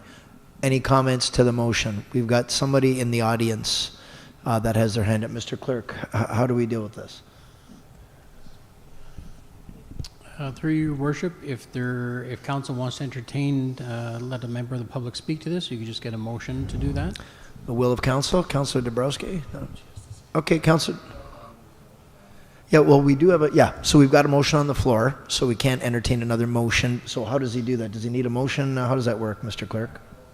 Let's find out. Well, I would assume that the person wants to speak before this motion is approved. So why don't we just rescind the motion on the floor, and we can come back to that if council does wish to have the member of the public speak. So why don't we do that? So we'll, for now, the mover and the seconder are okay with parking your motion for now, and then you're going to make the motion, Councillor Dabrowski, and seconded by Councillor Baldinelli, that we allow the speaker up to 5 minutes to speak, and then we're going to go back to the vote. Okay, so if you'd like to come forward to the microphone and state your name and your address, and then you'll have up to 5 minutes. Hello, everybody. My name is Nicole Goodrow. I live at 5922 Orlando Drive, Niagara Falls, where I actually hold something that I believe is very special, which I've been trying to bring forward to our mayor here for about 8 years, and he's decided to avoid me. So I'm taking this opportunity to not allow history to be erased in our city. You don't move something that's historical. You keep it there and you bring the people to it. You make it an attraction like you make everything else in this city an attraction. And I'd like to ask how many council members have actually been in that museum? Okay, so we have to do it where we work together as a city. Working together as a city, working together with everybody in that city is very vital. I understand and I respect every single one of you where your seat is. But there's other seats in this city that have a voice that don't know of things and don't have the courage or the confidence to stand before you to ask and request that you stop erasing the history in our city. Willoughby Drive should remain where it is. It has been there my whole lifetime and my mother's before. It shall not be removed. Why remove something that is there? Bring people to it. I actually was here for your council meeting, to where the Niagara Parks Commission is bringing in forward a whole bunch of new great things. I asked that the Niagara Parks Commission maybe take light of this and state that we bring it to them If I can go to Shoppers Drug Mart and get a pager that states when my prescription's ready, I think that there should be some kind of money spent where you can give people a journey, a treasure hunt through Niagara Falls. The treasure hunt that we all like as kids, that gets us excited, gets us enthralled in knowing the history of where people walked before us. The people that walked straight down this hill here, bringing me life, bringing all of us our great city, which began in 1764. The proclamation, the Treaty of Niagara, to which I stand strong to, of the Métis Nation. I believe that we as a city can work together, hand in hand, as a covenant, as friendship, not in disparate from each other. Everybody makes decisions in this city, but yet you're making the wrong decisions. You cannot erase the history of our families, the generations that have built this city, and continue to build this city. I hold something dear, and I've been disregarded for too long. I want the city of Niagara Falls to recognize that we as citizens hold a civic duty. We each have a civic duty that we must uphold, to which nobody really kind of does. Before I came here today, I was around the city doing what I do every day, and that is erasing the graffiti that is disgracing our city. Everything that happens every day, every moment of time, is leading towards our futures. There's several things that are being done in this town, and it's being bulldozing over environmental impacted areas, and that should not be. There should be the law of the forest brought forward, which people don't recognize, but the First Nations, it is the part of the foundation and the fundamentals of what we exist on. This is our land where we live. We must respect it, each of us in this town. Each citizen uphold the best thing that we can do. That means don't walk past that piece of litter. That means continue to help each person, not look down on them. There's several situations in this town, and I do not want to make it an embarrassment for the city of Niagara Falls. I want it to be us uprising and showing and building something that's amazing, that can show the rest of the world how civilization works, how we can civilly work together, fire department included, police departments. We must work together and listen. That's all it takes, is listening to the citizens of your city. I know I don't speak just for myself. I speak for all the citizens of the city of Niagara Falls, because I am a steward to the city of Niagara Falls. I hold stewardship, and I'm sorry, 30 seconds. I love the city of Niagara Falls, and I will continue to believe and uphold what is right for the city of Niagara Falls, despite your decisions. Thank you very much. Have a great day. Thank you very much. Okay, Council, we're going to come back. Okay, motion by Councillor Dabrowski. The clerk, what was this? No, we're good, okay. Motion by Councillor Dabrowski, seconded by Councillor Baldinelli. Is there any further discussion? Councillor Strange? Yeah, thank you, Mr. Mayor. I'm just looking, there's a lot of artifacts in there, and obviously the budget part of it is a little disturbing to spend over $317,000 to rearrange where some of it we don't even know where it's going to go. Have we talked to maybe the university or different schools? Like a lot of this stuff we can, and they're teachable, and it's all about history. To find a spot between different schools where you can rotate them, or maybe the University of Niagara Falls or other areas. I think we just need to take some time and find out where we want to put this stuff, even if we had to wait another month or so, because I think there is some unique ideas out there. Like I think have we contacted the University of Niagara Falls or our libraries to see which ones would want them? Do they want them? Maybe different schools, educational, would be great for this. Well, I maybe go back to our staff and get some feedback on, you're the experts in this, what your thoughts are on direction that was thrown out there. Certainly, no matter what, we would have to go through the disposal process anyways to find a good home. Part of our disposal process is trying to find good homes for these things. Are we likely to find a large institution such as a university or a college to find? I highly doubt it. because it doesn't pertain to their mandates. We work closely with special collections at Brock. Most of this doesn't really fit in that, but certainly if there's items there that fit into the special collections side of things, we'll talk to David Sharon at their department. We will try and find homes for a lot of these things. A lot of it won't find a home, but there are some things that we will try. We've worked closely with the Niagara Antique Power Association to take on some of the items that we had in the Willoughby shed when that was being demolished. They took on some of our items, so we will try and find homes for some of these. It won't be all of them, but we will do what we can through our process. Okay, so through you, Mr. Mayor. So currently we have this in place till 2027, the lease on this building. The license goes to December 2027. So we technically could leave this till 2027 until we find places for them, or we come back. I just feel like we need to take our time a little bit on this. I'd hate to make a decision and then we can find a home for these artifacts later and we put them somewhere else. I think, we have enough people on council to put our minds together to think of what something kind of historic we might be able to do with some of these items, whether it's hotels or whatever it may be. I just like to take our time on this and not rush it. Okay, I've got Councillor Lococo, Patel, and Newesteg. Thank you, Mr. Mayor. Normally, I would suggest let's work with the library, but they're having difficulty with space as well, so we can't even approach them. So I think it would be good to approach other places like universities, other organizations, but unfortunately, I don't know if the library would be able to accommodate that request. Well, just a thought, if we make part of the motion that they contact the different groups, whether it's the library or the university, or that could be part of the motion. Could happen all at the same time. Okay, I've got Councillor Patel, then Newesteg. Through you, Mr. Mayor, to Mr. CEO. From $317,000, there's a balance of $118,000, so expenses around $200,000. Where will the money come from? Would that be operating budget item?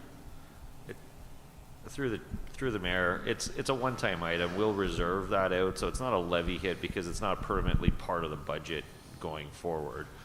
So it's not something that we would, levy because like I said, it'll just be there for a special purpose for the project and move forward after that. Yeah, through you, Mr. Mayor, to Mr. CEO, when you look at the expenses they have right now, it's around $11,000 a year. And if you divide $200,000 by 11,000, it's about 17 years we are getting from the same price. So wouldn't that make more sense to just keep it there? I think at the end of the day, the city's mandate is not to store stuff. So to say it's cheaper to store a bunch of stuff or actually take a look at it and say, is this something that we, should hold on to? And I think this is a good process because and I think it would be great to have Clark and his team back so that you understand what are the types of artifacts that are there. And, and when people want to donate something to the city and people say, well, Clark's hard, he doesn't want to take it, it's because of the obligations when you receive one of these things of what is the cost to deal with it. So I think it's a good process to go through. But yeah, I can buy more places to store stuff and collect more and more and more. But if no one's seeing it and all I'm doing is storing it, what is the purpose of that? Is that really what it is? So yeah, it's a 17-year payback. But do we thin out, under this process, do we thin out our collection a bit? And maybe we can get some better items in that we can then manage better, that's better for it. Maybe we can get some improvements in our collection. Those are all things that, Clark and his team would look at. And maybe there's better homes for it because through this process, and Mayor, I don't think you need a special resolution on it because that is part of the process, and Clark can correct me if I'm wrong, is that if we don't want it and there's a better place for it, part of their obligation is to go and find a better place for that collection. So, I would say it's like this, like if I were to simplify it for the homeowner, everyone does a spring cleaning. Sometimes we skip it every year, but at some point in time, you have to take an evaluation of what are we holding on to, and there's a cost to do that. We have to take our time to go through that, and this is the cost to do that. And I think it would be good for council, and I think Clark was even thinking about maybe having a special display or show the process of doing it so that people can actually come and see what is the process of doing this and what is the care, and maybe do some educational sessions on what that is, so that people understand what curators do with the material. So I think there's some other educational benefits out of it. But yes, if this comes down to dollars and cents, it's easy to kick the can down the road and say, it's just cheaper to store it than to actually deal with it. Yeah, I can understand that from council. But at some point in time, the chicken's going to come home to roost, and we have to deal with the collection in an efficient way. And I think, that's something that we have to consider. Through you, Mr. Mayor, I think what you suggested, we can do both at the same time, can we not? Have the museum where it is for a little longer period of the time, and do the house cleaning. Can we do both at the same time? I think, well, the plan, if you just look at, if it's 10,000 hours, or even if I cut that down, a person will work 2,000 hours, so it takes a long time to do it. That's why we need to start now if we want to finish it by 2027. And we can't just do it, and Clark can correct me if I'm wrong, we can't do it in the Willoughby Museum. They need to photograph it and document it, so it's best to do it here. They'd move the partial of the collection out. So and so therefore they would close the museum. It's only open right now weekends in the summertime, so we're just closing it so the staff can focus on doing it. So, what you're essentially missing is a few summers of weekend openings over the next, for 2026 and 2027. And the rest of the time will be focused on properly documenting and going through the collection. I don't know, Clark, if I misstated anything there.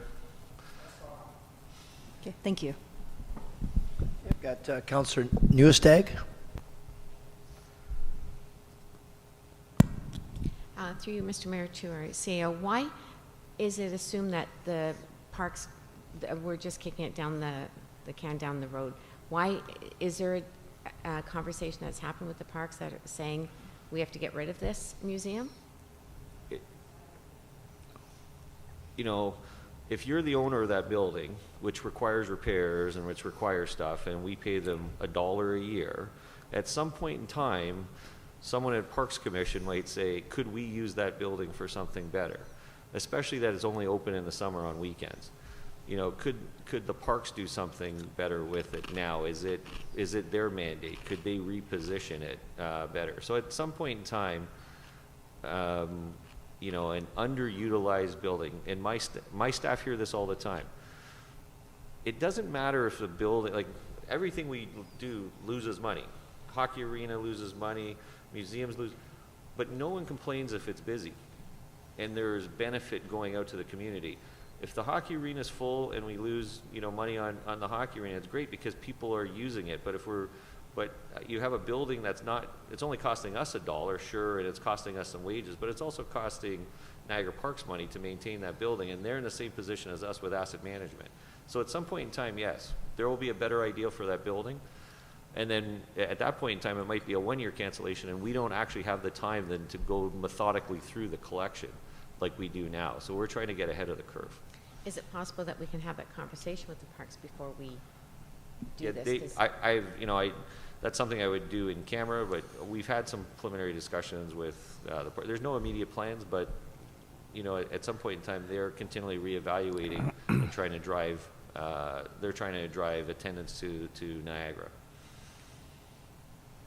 Could we have an agreement with them that we equal how many hours that it takes, that they give us that length of time would be as notice? Yeah, we can have that discussion with them. Thank you. Okay, I've got Councillor Strange, then Dabrowski. Yep, well, I'm going to come right back to you. Yeah. Oh, thank you, Mr. Mayor. Is there a positive, you're obviously got most of these artifacts. Are they cataloged? Yeah, they are. So is there artifacts that are possible that, if there's a 1948, whatever, hockey skates from Stanley Cup champ, is there a chance that you can sell those? Or do you actually give them away? Or is there artifacts that are sellable to other people? No, I understand that. So, I'm saying but if there's absolutely, if there's sale something is rare, an option with the accessioning. that's Absolutely. something, yeah, that's, because there was, I remember one of the guy had skates from, they were skating in Chipawa River back when they were in the wartime. So, you think something like that would be worth a lot more than what you'd actually go see them in a museum. But again, that would be that integrated archive that we'd know someone who's lived in Willoughby, skated on the river, enjoyed it, donated the skates. We'd be keeping them. That's true. So, okay. But yes, is there items that are undocumented that have poor documentation and poor provenance that we might sell? Potentially. Okay, Councillor Dabrowski. Yep. Okay, so go ahead. So, Mr. Clerk, Mr. Dabrowski would like to redo his motion. Yeah, I think essentially what he's doing is he's asking to call the vote. Okay, so the motion is, yeah, go ahead.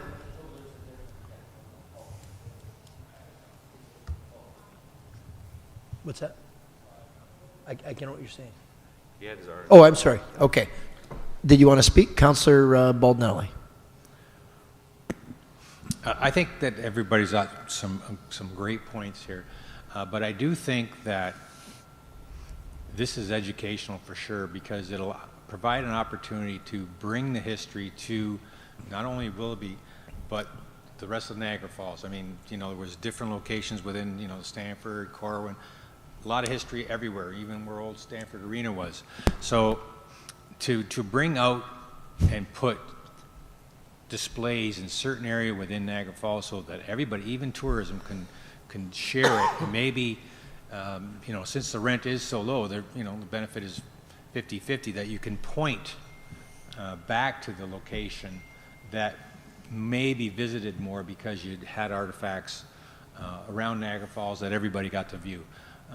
Since the rent is low, but I do believe that, bringing it out at arenas, the McBain Center, or any location, City Hall, would be beneficial as well.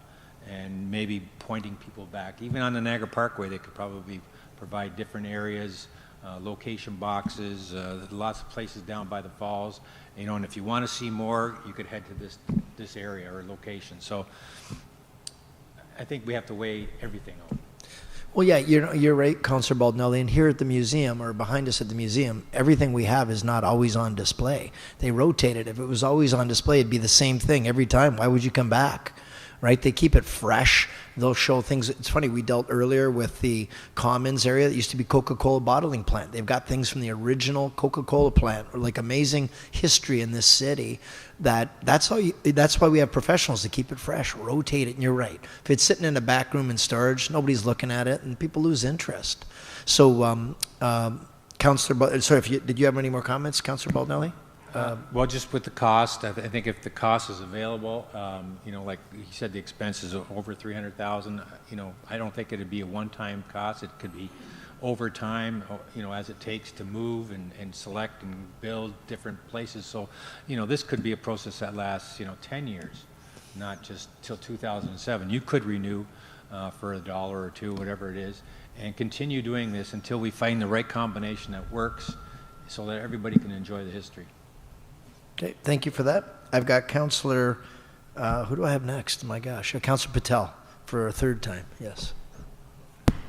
Mr. Mayor, I do agree with what Mr. CEO and Mr. Councillor Baldinelli is saying. We're not doing any favor to all these historic items by storing them in the museum. They should be seen by local residents or even tourists. So I would suggest maybe we can look into Power Station or some of the Niagara Parks facilities to see if we can have one or two displays where we can rotate our display items there, because it is the history of Niagara Falls. So if we can get somewhere where we can display items, that would be great too. Because I do agree that if we put in the Guild Center or if we have a new arena, more people will be looking at it, and especially young generation, they'll be looking at it and learning from it. So I do agree that they should be displayed. People should be looking at these items and learning from it. So I will be supporting the motion. Okay, thank you. Let's get to the vote. So we got a motion by Councillor Dabrowski, second by Councillor Baldinelli. All those in favor? What exactly is the motion? We've gone back and forth. It hasn't really changed. Did you want to? It's the staff recommendation. Okay, thank you. Yeah, and they're going to circulate all city facilities and other opportunities, Parks Commission, where it can be viewed. No different City Hall. We have art rotating through City Hall all the time. There's always new pieces of art in the upper hallways. Yes? If, and through you to Clark, maybe we can pull 15 or 20 key items sooner rather than later and relocate them to this museum, just to keep the celebration to all of the points that have been presented. Okay, so is that agreeable to the seconder? Okay. All right. Mr. Burnett, you got that? I don't know where, but okay, we'll work on it. They'll work on it. He'll work on it. He's committed to working on it. Okay. We'll call the vote. All those in favor? Okay, opposed? Okay, we've got one opposed. All right, thank you for that, Mr. Burnett. Appreciate you being here. Okay, now let's move along here. 9.2, 2024 Development Charge Treasurer's Statement. Motion by Councillor Pietrangelo, seconded by, let's get it seconded first by Councillor Carrio. You wanted to speak to it, Councillor Lococo? Yes, thank you. It was a great report. I found it very informative, but I have some concerns about development charges in general. We don't seem to have control over the development, how many are coming in, how much it is, $1 worth, and when they start. It's been stated recently that we're not collecting the amount of development charges that we should be. The development charge study is from 2024 and it goes to 2033. It's a 10-year study. We are estimating the development charges and we're spending them before we collect them. I spoke to Ms. Clark and Mr. Dowling about the development charges and they helped me understand a little bit more about it. It's very complex and I just needed to wrap my head around it a little bit more. When we fund the projects, we look at reserves, debt, and development charges. I don't like picking on any specific projects, but I'm going to highlight two that pop into my mind. The library in the development charge study says that it's $4.5 million allocated for 10,000 square feet. The NSNT trail project is estimated to be $12.7 million to be paid with DCs. We're not collecting DCs because developments are not being built as quickly as in the past. The province has also exempted certain projects, which means we don't get those DCs. We seem to be spending money that we don't have or we're estimating that will be collected. We changed our OLG spending to only spend money once received. COVID really brought that point forward. In talking with Mr. Dowling, we talked about some improvements that we can make in the DC and budget process. We can fine-tune it. It's just not the city of Niagara Falls, it's all cities that work on this development charge process. They already do, but when staff prepare the next budget, they can look at projects that require DC funding and decide if the project should move ahead, defer it, if there's a slowdown, look at the trends in the marketplace and slowdowns in development. We have to look at our needs and wants. There could be similar projects with DC funding categories that could be swapped or deferred. For example, there's only $2 million in the DC Parks and Recreation Fund right now. We've already committed just over $2 million for the NSNT trail. Yes, we have till 2023, but that's where we are right now. The trail is expected to cost $12.7 million. Maybe future collected DCs will be transferred to the Willoughby Arena. We need to look at the needs and wants. In speaking with Mr. Dowling, he said that they could take that as direction to staff to look at the development charges. It's a cash flow issue, but it's also about estimating the dollar amount that's going to be coming into the city based on the estimates of developers. So it's a very complex issue, and I think that we're spending money that we don't quite have or are not guaranteed. So those are my comments, and maybe Mr. Dowling can, if he would like to speak to it, because I spoke with him at great detail today. Mr. Dowling, are you prepared to address that? It's not on.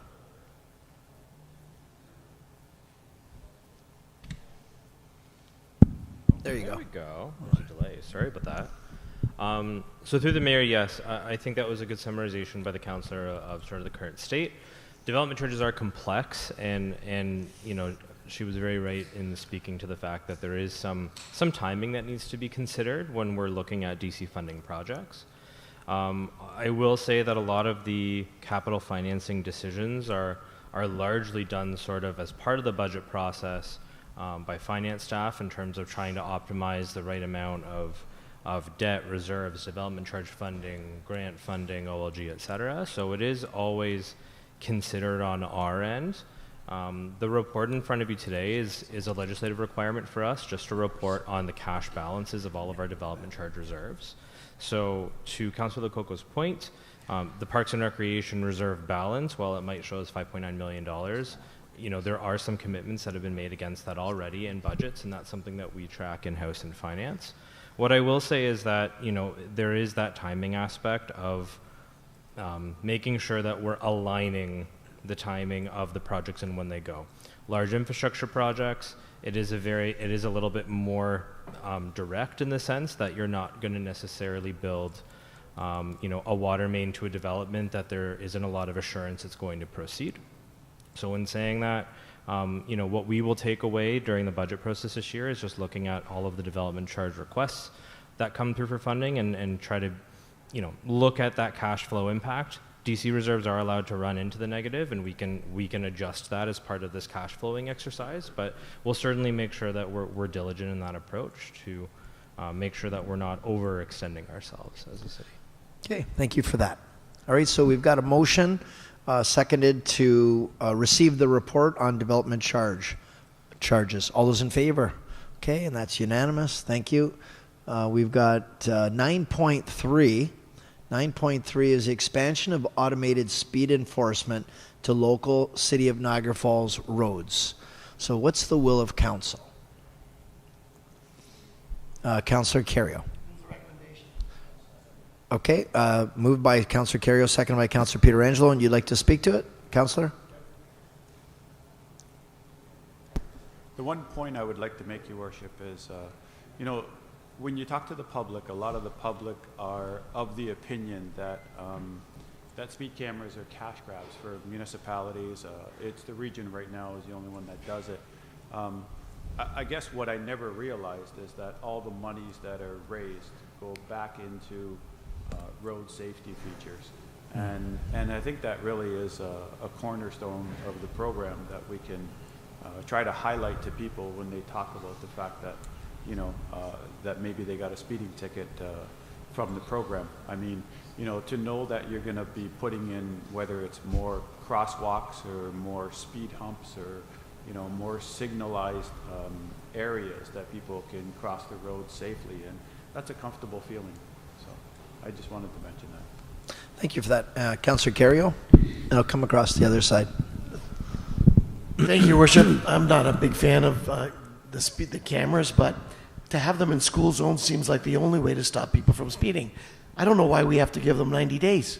We want people to stop speeding in school zones. Why do we have to give them 90 days warning to tell them not to speed when they're not supposed to be speeding? Put the cameras up in the speed zones in the school areas, and it'll stop them from speeding. And whatever money's left over, we get half. Well, especially, you're right, the school zones and construction zones are the two areas especially that are prone. Yeah. Because the kids don't have a chance. You see some of the cars going down there, you know, 70, 80K. If a kid jumps up from behind a car, they don't have a chance. It's not fair. I've got used to setting my speed control on my car, and I set it so I don't go one kilometer over now in a speed zone or where it's risky, where there's people at risk. Anyway. Thank you for that. Councillor Lococo. Thank you, Mr. Mayor.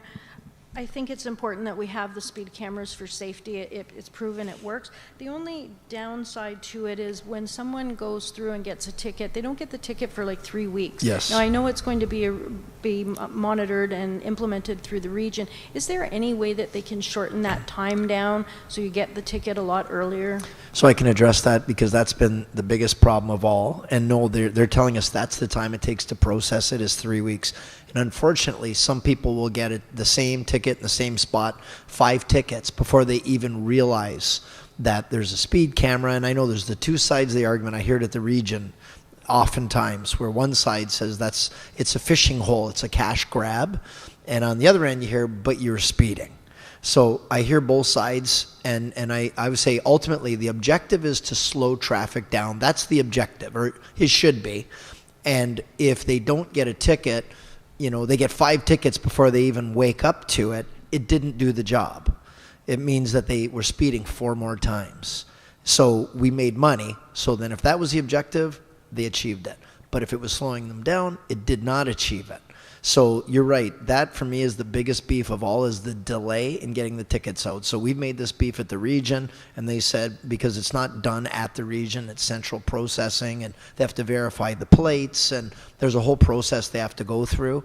But I would agree with you. That is, I have the same beef with that one. Yeah. Councillor Baldnelli? You were just mentioning, through you, sir, through you, Mayor, that everybody's made the same beef with the region, yet when you try to get information, they don't come to us. We can't give them information, but you're coming to us to say that they want to allow us to approve putting more cameras out in Niagara Falls. Yeah, I don't know but we can't give them an answer because it has to go through the region. Doesn't make sense. So I'm not sure. It's hard to hear you a little bit, but sorry. Do you want me to say it again? Yeah. So you're saying that the beef is through the region, with the region, but yet we're approving it. Well, it's not the region, it's the system that all the municipalities go through the same thing. In fact, they stopped the speeding tickets in Vaughan because there was so much frustration. They were reviewing it in Brampton. Some of the towns, they slowed down because they were getting so much. Some of the tickets, there were thousands of tickets. They were bringing in millions of dollars, and residents were really upset. They needed to reevaluate what's the objective and are we doing a good job. And the big beef, I'm saying, not with the region, but with the way that the tickets are processed, it comes up at regional meetings, is that you could get several tickets until you even realize there's a speed camera there. And it hadn't slowed your speeding down, so you're just as dangerous. So it hasn't, the whole idea is to curb your speeding. And it doesn't happen for quite a while. So I think that's the biggest beef of all, is better signage because the goal isn't to save you the $100, it's to get you to slow down. So I'm in agreement with it, as Councillor Carrier said, especially in school zones. Now, when we were at the AMO in Ottawa, we did see some places that had flashing lights, and one with its, speed, telling you how fast you were going and giving you a message on the bottom of it, and they were very affordable. But I really don't know, with the money that we brought in, I don't know, maybe Eric can tell us, what did we do to make things safer on our roads with the money that we received? Did we get a report on that? Because I'd like to see something innovative and maybe more warning in advance of coming up to something like that, besides Waze that'll tell you that, speed camera ahead or a light like that, Yeah, Mr. Nickel? It's not on. There's a switch on the top. Switch on the top, Eric? Nope. It's wireless? What do you have to do? Hello. Oh, there you go. Oh, wow. Thank you, That was Mr. a Mayor. deep voice. I do have a few comments, and we also have Acting Director Scott Fraser from Niagara Region's Transportation System here. So if there's any other questions that he would like to answer with respect to potentially some of the way they've changed the signage, the coming soon signs, and even some of the on-road flexible delineators, he may do that. With respect to the funds that were generated from the 2024 implementation, those dollars are just like our OLG dollars. They're intended to be accumulated in 1 year, deposited in the next year, and spent to the year after. So we haven't allocated those dollars to our safety programs yet. It's our goal in Municipal Works Departments to use a data-driven approach to safety and road safety. What I mean by that is we're doing some work right now to mine some of the information in the vehicle collision reports that we receive from Niagara Regional Police to try to determine where our least safe roads are, and those will be the locations where we start to target some additional countermeasures. They might be something like reduced speed limits, they might be additional speed humps. We don't know what those solutions are just yet because we're going through the process right now to determine where the biggest risks are. But the revenues from 2024, I do want to put a caveat there. They were along with the initial rollout of the program, which we all know was a little bit higher than the volumes that we might see right now.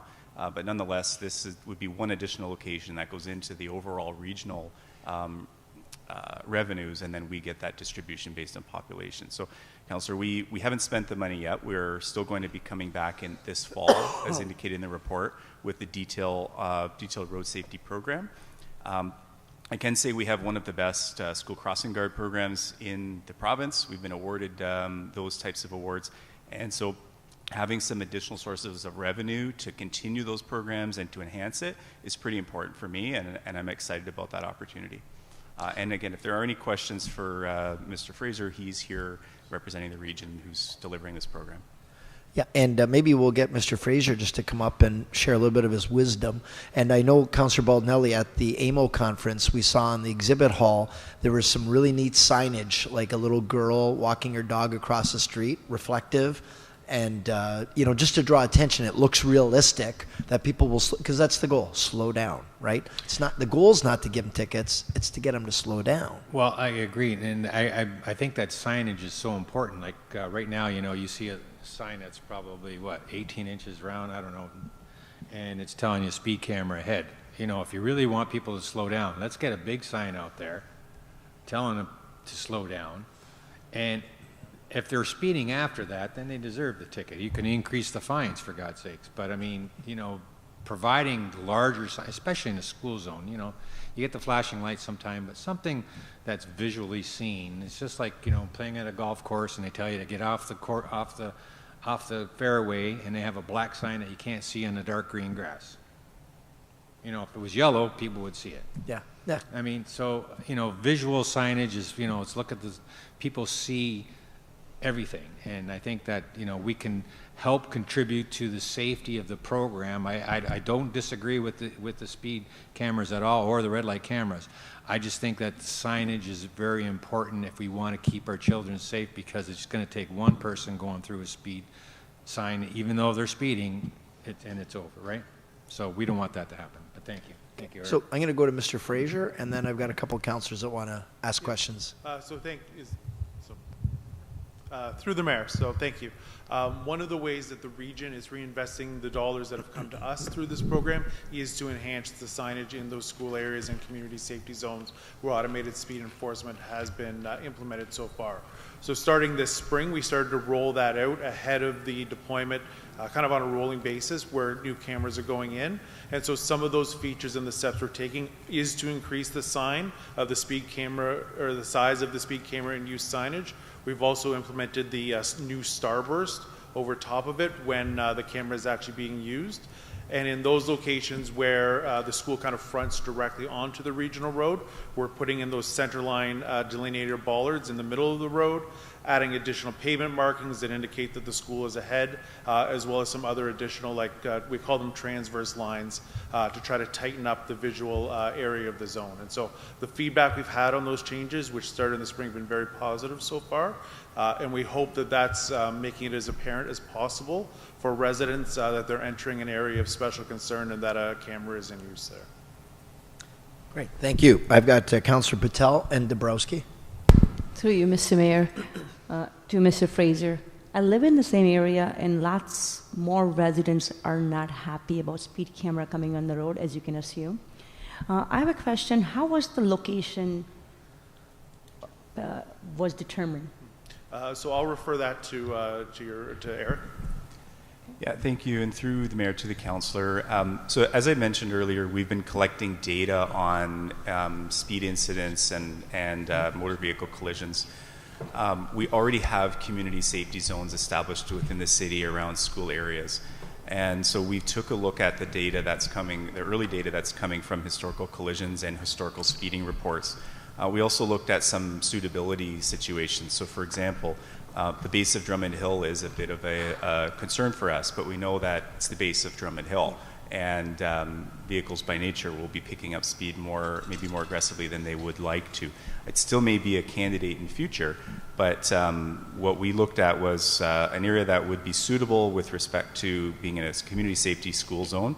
Also an area that would be an arterial road that may have a higher rate of speeding than say a local road, even though it's in a school zone. So as Kaler Road's a 4-lane cross section, it's we see people weaving more often, and because they might be following someone who's driving slow. And we also see people not adhering to some of the street lights, or sorry, the traffic signals, or the stop traffic signals, or they're coming to aggressive braking there. So that was the initial indication. We have about 6 or 7 locations that were initial candidates. Those may be considered in future as the region allows this program to continue to expand, but we'd be coming back to council with each and every one, and we also need a bylaw amendment for each and every one. Thank you. I have a couple more questions for you, Mr. Fraser. One of is, when we have speed cameras on the road, does that reduce the police presence or police patrol? Because I know on Akela Road, police presence is very moderate.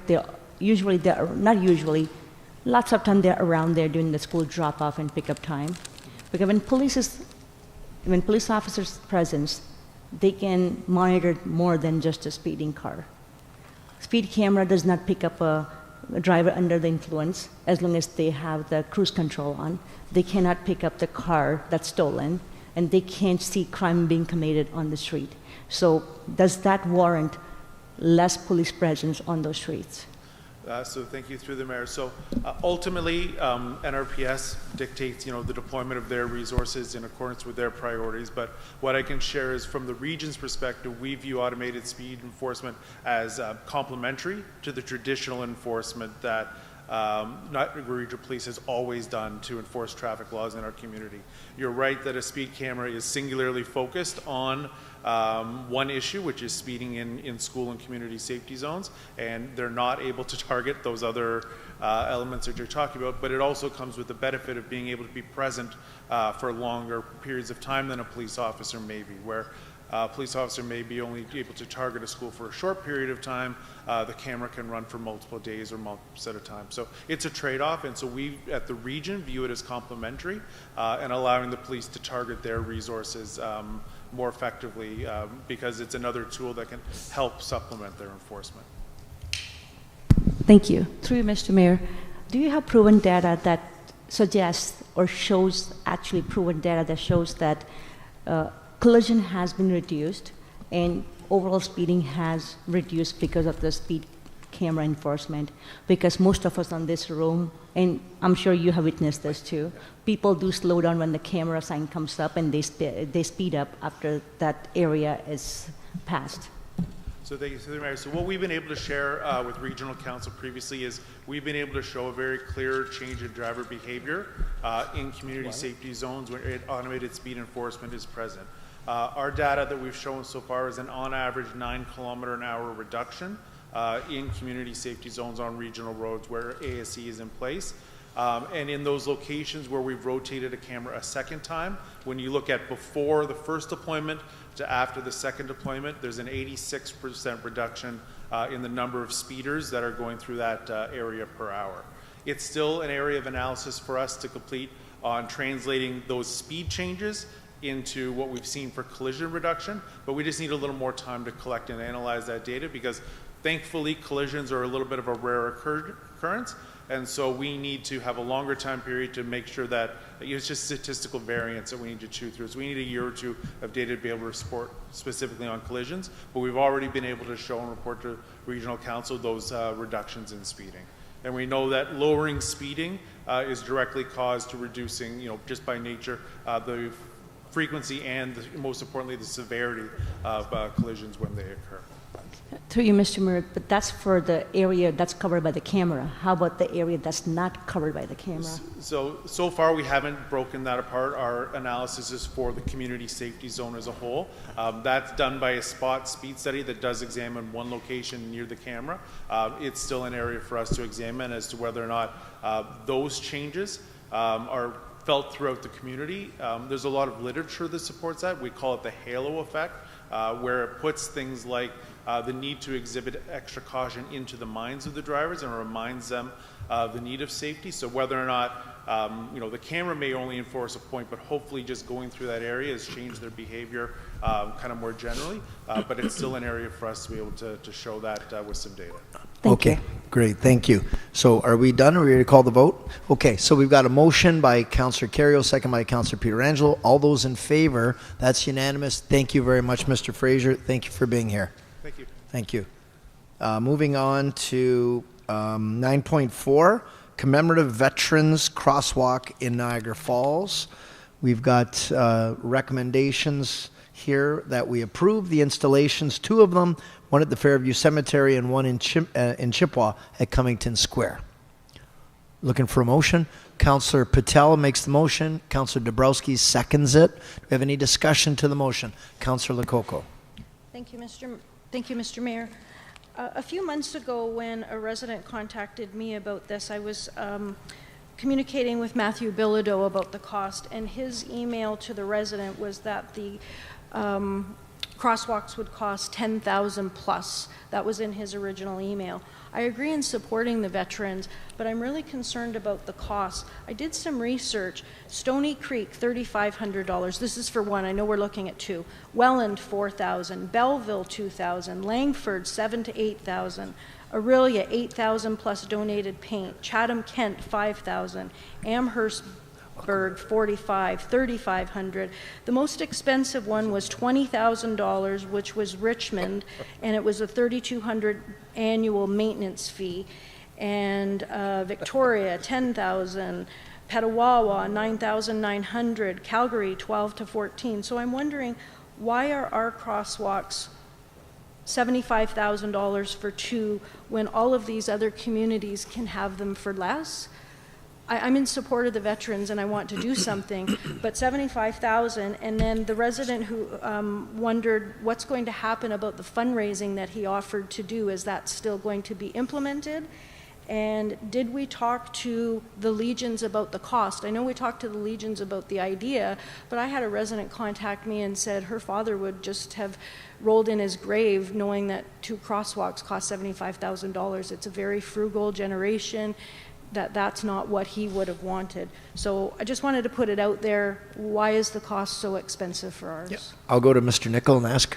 Yeah, thank you. Through the mayor, that was a very important question that we asked ourselves, Councillor, when we were looking at the different options. And part of the reason why it took us a little bit more time to come back to you with our recommendation. So there are lesser cost options that include a typical organic solvent paint. Those are options that have been used elsewhere in the region. They would require, I would say, a reapplication, particularly at the Main and Willoughby location, I'd say annually, reapplied annually. As we know, the quality of paint isn't as good as it was back in a historical period of time. So we have run some financial analysis to look at the life cycle cost of a more durable type of paint called a thermoplastic applied paint. It's actually like a plastic material that's used, it's heat applied into the asphalt. It's the same type of product that was used for the Rainbow Crosswalk in front of City Hall, and that's held up with very good durability. The cost is significantly increased by contractor costs. I'm going to be very honest with you. This time of year, even with a few months' notice to get our line painting contractor down to do these locations isn't cheap. It wasn't something we had initially planned for or put in our work plans or tendered. That said, staff are looking at other lower cost alternatives, such as to buy the paint and it's actually a custom fabricated, it's not paint, it's that plastic applied device. So we would actually look at buying the unit itself and having city staff applying it. It would be our first application. It makes me a bit nervous because I do not want to do a disservice to those who we're trying to commemorate. Yet I think at the same time it's something I'm looking to explore further that would save us about $25,000, Councillor. So we're doing our best to try to bring this cost down within reason, but we want to make sure that it's done in a high quality manner, and we want to make sure that it's done in a reasonable manner that is respecting the life cycle costs that we need to make sure this is a long-term initiative. Our CAO would like to weigh in too. I'm sorry, and Ms. Moldenhauer, you wanted to? No, I think Eric covered it off. But Eric, there's also a $15,000 estimate for the repaving or resurfacing it. So that's a cost too, and that was for that application. To that point, Mr. Mayor, yep. Could we look at different areas that we don't have to spend $15,000 on? I think, Eric, would answer, but I think to maximize the life cycle of that product, you want the freshest pavement possible. So I think every location would require the same type of treatment. Yeah, just through to the chair, thank you. I did attend the meetings with the Legion, with Municipal Works staff. We did discuss costs. They are also willing, both Legions, to donate some dollars towards this project as well. And we did actually discuss a lot of different locations with them, and there potentially could have been higher costs with some of the locations we were looking at just because of the current condition of the asphalt. So they were very supportive of these two locations. We did talk about fundraising. We have a very limited time frame with this project, and obviously we want to get to work as quick as we can, and we do want to have the openings mid-October.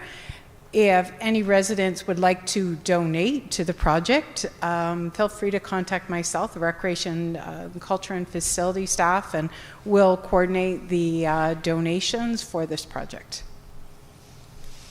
Councillor Baldinelli. Through your merit, so Eric, let me get straight. So you were looking at, the city was looking at purchasing the actual equipment that could do this at any time? Can you hear me?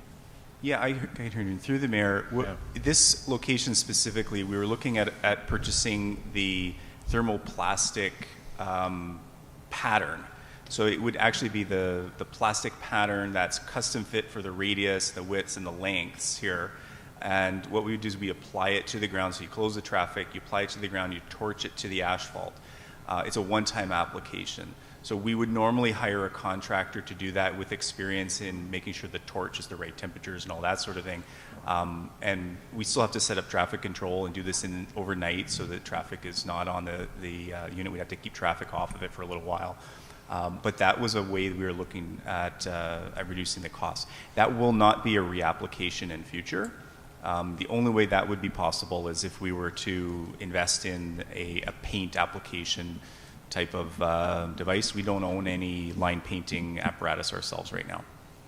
Okay, thank you. I thought you were actually going to purchase the actual, whatever produces the plastic. Then you can use it all over the city and do it ourselves. That would be fantastic, but probably very expensive. Okay, do we have any other? Yeah, Councillor Strange? Yeah, thank you, Mr. Mayor. I don't know if, Eric, did you say how much the Pride sidewalk cost, and have we repaired it at all since it's been put in? Yeah, thank you. And through the mayor, I don't have the numbers off the top of my head. I know that we debated the cost of it at the time, and we decided to go with the more durable product. We haven't had to do any repairs to it. It's withheld for the last 5 years, I believe, quite well. And it sees, I'd say, more traffic than the entrance to the cemetery. I think those two locations, the City Hall location, the entrance to the cemetery, will get about 10 years. The Chipawa location has a lot more traffic, and we see a lot more snow clearing there. So we definitely want to make sure that one's a durable location. Okay, you're done? Okay, Councillor Lococo, for a second time. Yep. Well, I just Googled it. It was $14,000 for the Pride crosswalk. 5 years ago. Yep. And that wasn't fully painted either. There's gaps. Like, that's not fully fully covered. Okay, so you've got it's been moved and seconded. Did we move it and second it already? Okay, moved by Councillor Patel, second by Councillor Dabrowski. If there's no further discussion, we'll call the vote. All those in favor? Yes, Councillor? Well, you just asked for further discussion. I said if there's no further. Okay, I didn't ask for more. I understand that. You've already talked twice, Councillor. Like, we've got to call the vote now. I'll vote for it if we can say that the $25,000 is going to be reduced to take it down to 50. I won't vote for it if it's 75. Well, why don't we say up to 75, and then this way it doesn't commit them to a dollar figure at this point, and this way if it's 50, it'll be lower. They're going to get it as low as they can, and that's what they're working on, trying to do it themselves in-house to save that extra money. So this way you can support it, but you're not committing up beyond that. Thank you. Can we do that, the mover and seconder, say up to 75,000? Okay, so we'll call the vote. All those in favor, and that's unanimous. Thank you for that, everybody. Moving on to 9.5, capital project closing and adjustment report as of December 31st of last year. 3 recommendations. Looking for someone to move them. Councillor Dabrowski and Councillor Pietrangelo. If there's no further discussion, we'll call. Oh, you've got discussion? Yes, Councillor Coco. Questions, not discussion. Thank you, Mr. Chair. On the report, it talks about a confidential land acquisition of $7 million. A resident would like to know when it's going to be reported on. They asked me what it was, and I couldn't tell them because it was confidential, but when will that be reported on? Who could answer that question? It'll be, okay, when the transaction closes is when we'll be able to share that, according to our CAO. Okay, thank you. And the second question is, when we put a contingency on projects, is that the expectation, if there's extra, that it gets put into the reserves? Because the question that keeps coming to me is, we overestimate the projects, then we get money left over, and then we put it into reserves. I understand that. But some residents believe that when we're doing that, that money has been taxed to them, and now there's money in the reserves. Reserves are great, we need reserves, but the idea of putting that contingency always on the projects, is that what we're looking to fill our reserves from? Okay, CAO is going to answer that question. He hasn't answered one in a while, so. Contingency on a project is normal, and it depends on the nature of the project and the risks associated with the projects. And that's why you have these closeout reports, because, yes, you may... Is your mic on? Can you guys hear him? Is mic's on? Yeah?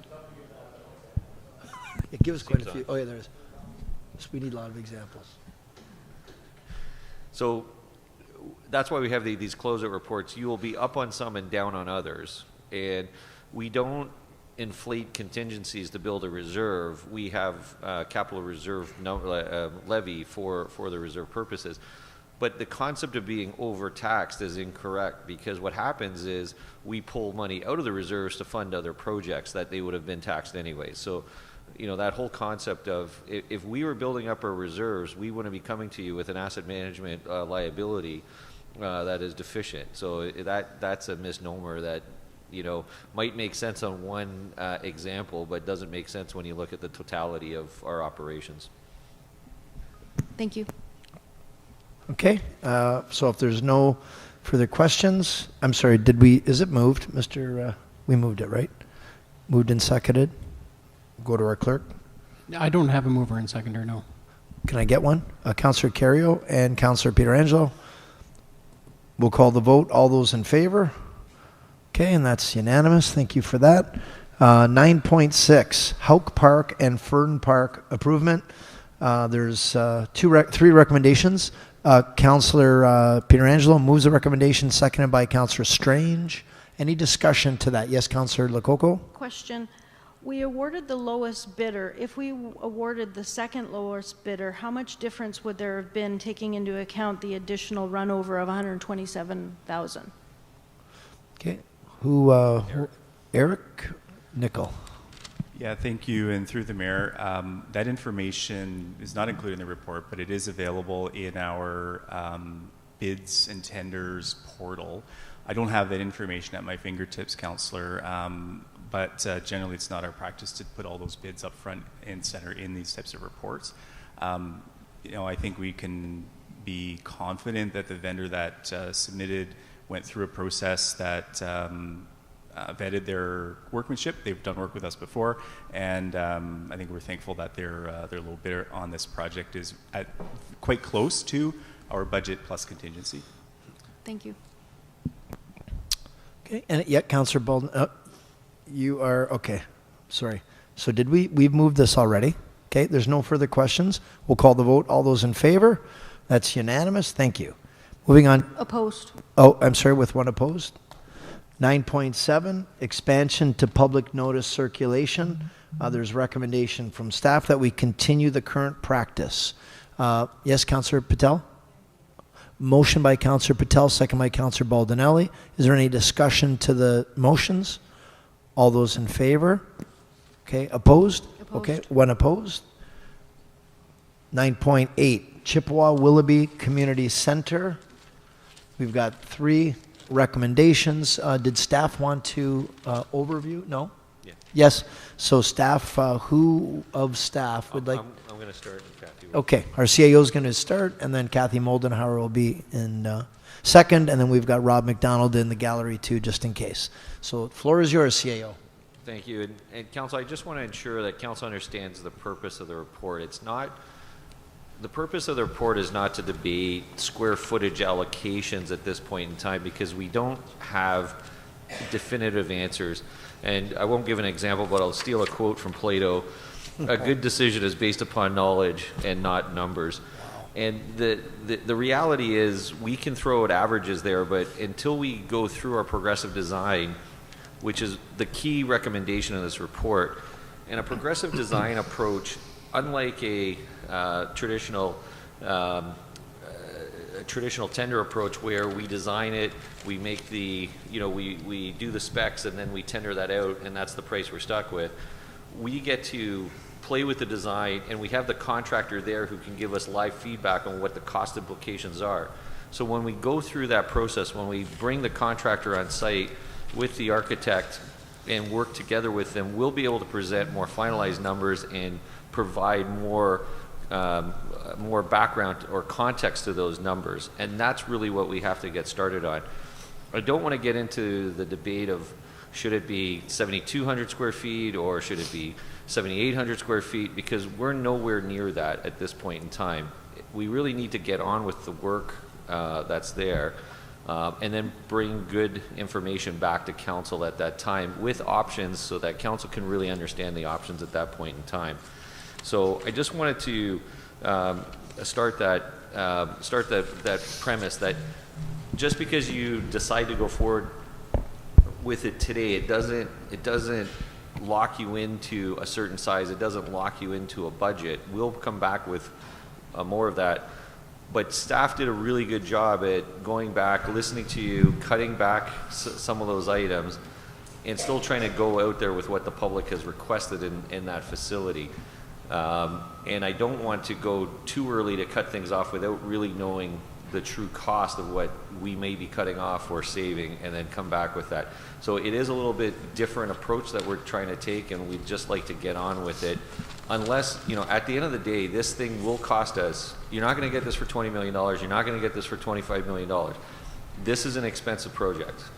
And, we can bring back better estimates when a contractor has looked at it and when the architect has looked at it. Okay, Ms. Moldenhauer, did you want to come next? Thank you. Following the last council meeting, staff took the direction of council to look at our floor designs and to reduce the square footage. So we did come up with two options. One option, we reduced approximately 20,000 square feet. The other one was 15. So in front of you right now, and it is outlined in the report as well, with option A, the big item that is removed was the gymnasium. So the gymnasium is removed from this one. We also reduced the size of the change rooms. We did that in option 1 and 2. We reduced the library's multi-purpose room, and we discussed with library staff, who I know are here tonight, about sharing spaces, because we can share the multi-purpose room, we can share some of the family washrooms that are in the library space. We've added entrances now to the family washrooms from the hallway.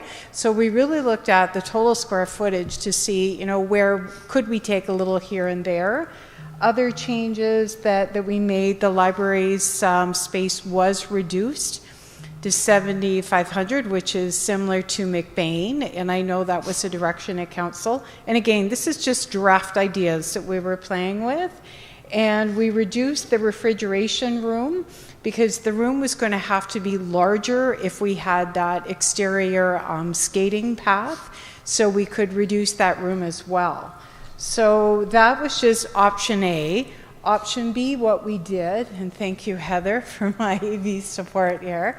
Option B is we actually put the gym back in because we know there is definitely a community need for the indoor turf and for the gymnasium. So we put that back in, but the biggest change we made in this one was with the library. We reduced it to the square footage that they had at the former Chipawa library. So we went with the same space so we could add the gym back in. And we also reduced the multi-purpose room to approximately 1,500 square feet, because we're assuming that if we have the gym, that you could probably do certain functions in the gym, and then you could go with that smaller multi-purpose room that of course we could also share with the library. And just for comparables, just so people get an idea, this market hall that we're in right now is 4,000 square feet. Okay, so that just kind of gives you an example of that. But these are just options, because we wanted to go back, let council see what we could do with the square footage. We also do need to meet with our community stakeholders, and that is mentioned in the report, that following the decision of tonight, we would like to meet with our community stakeholders to discuss other ideas. They may have some other options too, where there could be a potential reduction in square footage. Yep, I'm sorry? Are those in the report? The floor plans are not in the report, but the details that I just talked about are in the report. Yeah, are we able to get those? Definitely. They probably should have been in the report, I think, for council's, perusal. Okay, I'm going to go to Councillor Lococo, then I've got Councillor Strange. Thank you, Mr. Mayor. I'm wearing two hats here, one as a library board member and one as a city councillor. Which the two merge, but sometimes they have different perspectives. My first one is that the 70 million that we started off was way too high, and I think everybody's agreed on that. So I just want to ensure, and the CAO just said that we're not committed to move forward with this process. We're just moving forward and getting all of the data to come there. But I want to just go through a couple of numbers. Ms. Moldenhauer said the 7,500 square feet option for the library. At $619 a square foot, that costed the libraries $4.6 million. The library will be contributing $650,000 from the sale of the Chipawa library. The board has been talking about achieving a $1 million fundraising goal, so that is also going towards it. And then furniture and fixtures would be on top of that. There's a lot of different numbers floating around about that, so I'm not even going to speak about that. When I was speaking to Ms. Clark, she was saying that it's probably a $5 million debenture. Let's not worry about development charges at this point. And she said that it's a $325,000 annual payment, which works for the levy at a 0.3%. So in order to have a library at $7,500, that's a 0.3%. With the growth in Chippewa, it wouldn't make sense to keep the existing size of the old Chippewa library. Ms. Clark also said that the HVAC debt is falling off in the 2026 for the library, so it's not like you're adding all of the new debt to it. You're only adding a portion of the debt because it would be replaced with the HVAC. And she said it works out to about $2 per year. So I'd really like council to think about $2 per year. I know we always talk about it's only so much per year, but it's $2 a year to go to a 7,500 square foot. And it was also stated earlier at a council meeting that Victoria Avenue is very large. In 12.5, the library has put correspondence on the agenda. And the reason why I'm bringing this up is that they're working on repurposing some of the space and leasing it to a third party. 12,000 square feet of that. That's 26%, almost 27% of their current footprint in Victoria Avenue that they're leasing to somebody else. So we're taking space away from them on Victoria, and we want to ensure that there's enough space in the Chippewa. By leasing this is also bringing in additional revenue, which was a concern as well. The library did have an idea about sharing the multi-purpose room with the city. One of the concerns is when speaking to staff about tournaments, the tournaments book it in the evening and the weekends. So if the idea is reducing the space for the library and using that multi-purpose space, realistically, will the library be able to use it? Because it will be booked for tournaments in the evening and the weekend. So I just want to put that out there. And then my last point is, now this is my council hat, that we need to be fiscally responsible, hard economic times ahead. We still don't know the final cost, and that's this whole exercise, and what will the percentage be on the tax base, and how many years. I think 20 years has been floated around. I've seen 30 years. I think that's important when that comes forward. And if when the budget and the drawings come back and we don't want to approve it or go smaller, can we deny the recommendation? Or are we committed to the contractor that's going to put this together? How much are we spending if we decide not to move forward with this right now? Who would answer that question? Right now, what's been spent is the architect fees. But again, when we get into progressive design, there will be, further design and further work by the selected contractor, and you can cancel at that point in time when you have better information, and whatever has been spent has been spent. The challenge I will say though is, when you look at when you quote numbers like, oh, it's going to be $3 or this or that, this is a 50, 60 year asset. So when you take a 30-year debenture, what's the cost after the 30-year debenture is over?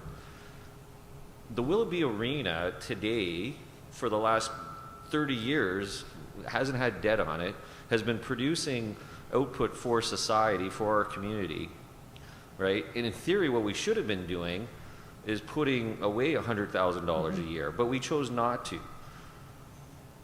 But you're not going to replace those units that's there. So when you start talking about, well, this is what's going to be on the tax levy, this is what's going to be on the tax levy, that's based upon a 30-year debenture, but it's a 50, 60, 70-year asset that you're building.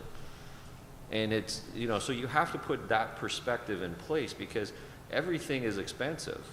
But, if council says, look, listen, we don't want, the easiest thing to say is, well, we don't want a hockey arena, we don't want that stuff. And yes, you can live in that city, and that's cheap, but I would just caution council, when you're looking at the levy impact, it's not the levy impact on the year that it's being levied and the debt.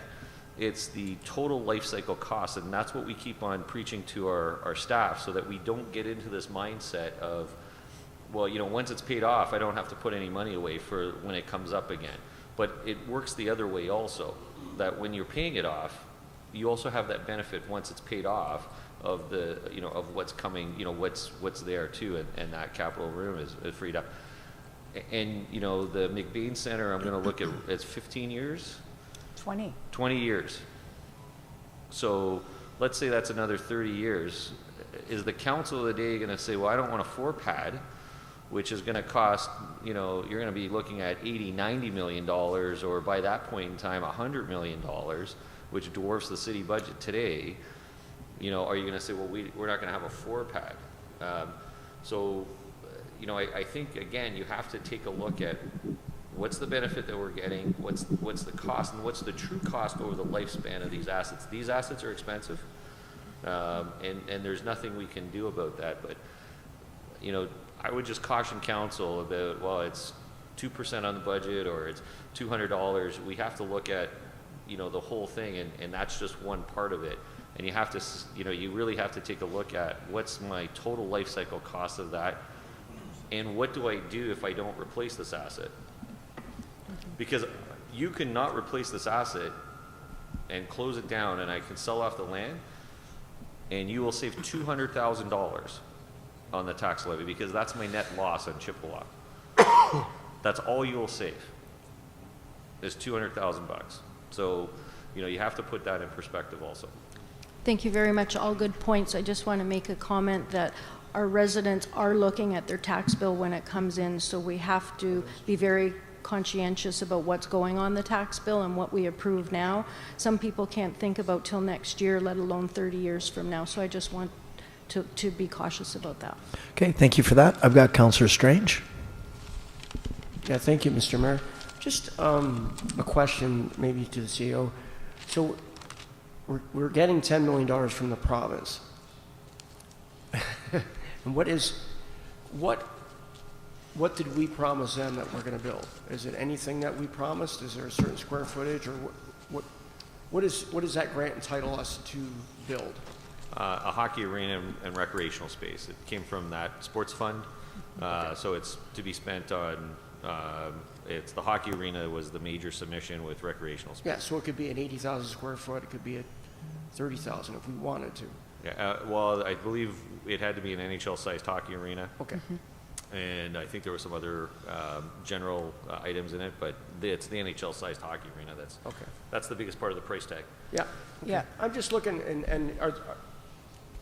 so if we go with any option, are we guaranteed for that option? Like, do we, like, I know because there's some different, I'm looking at, is there enough change rooms? Is there enough showers?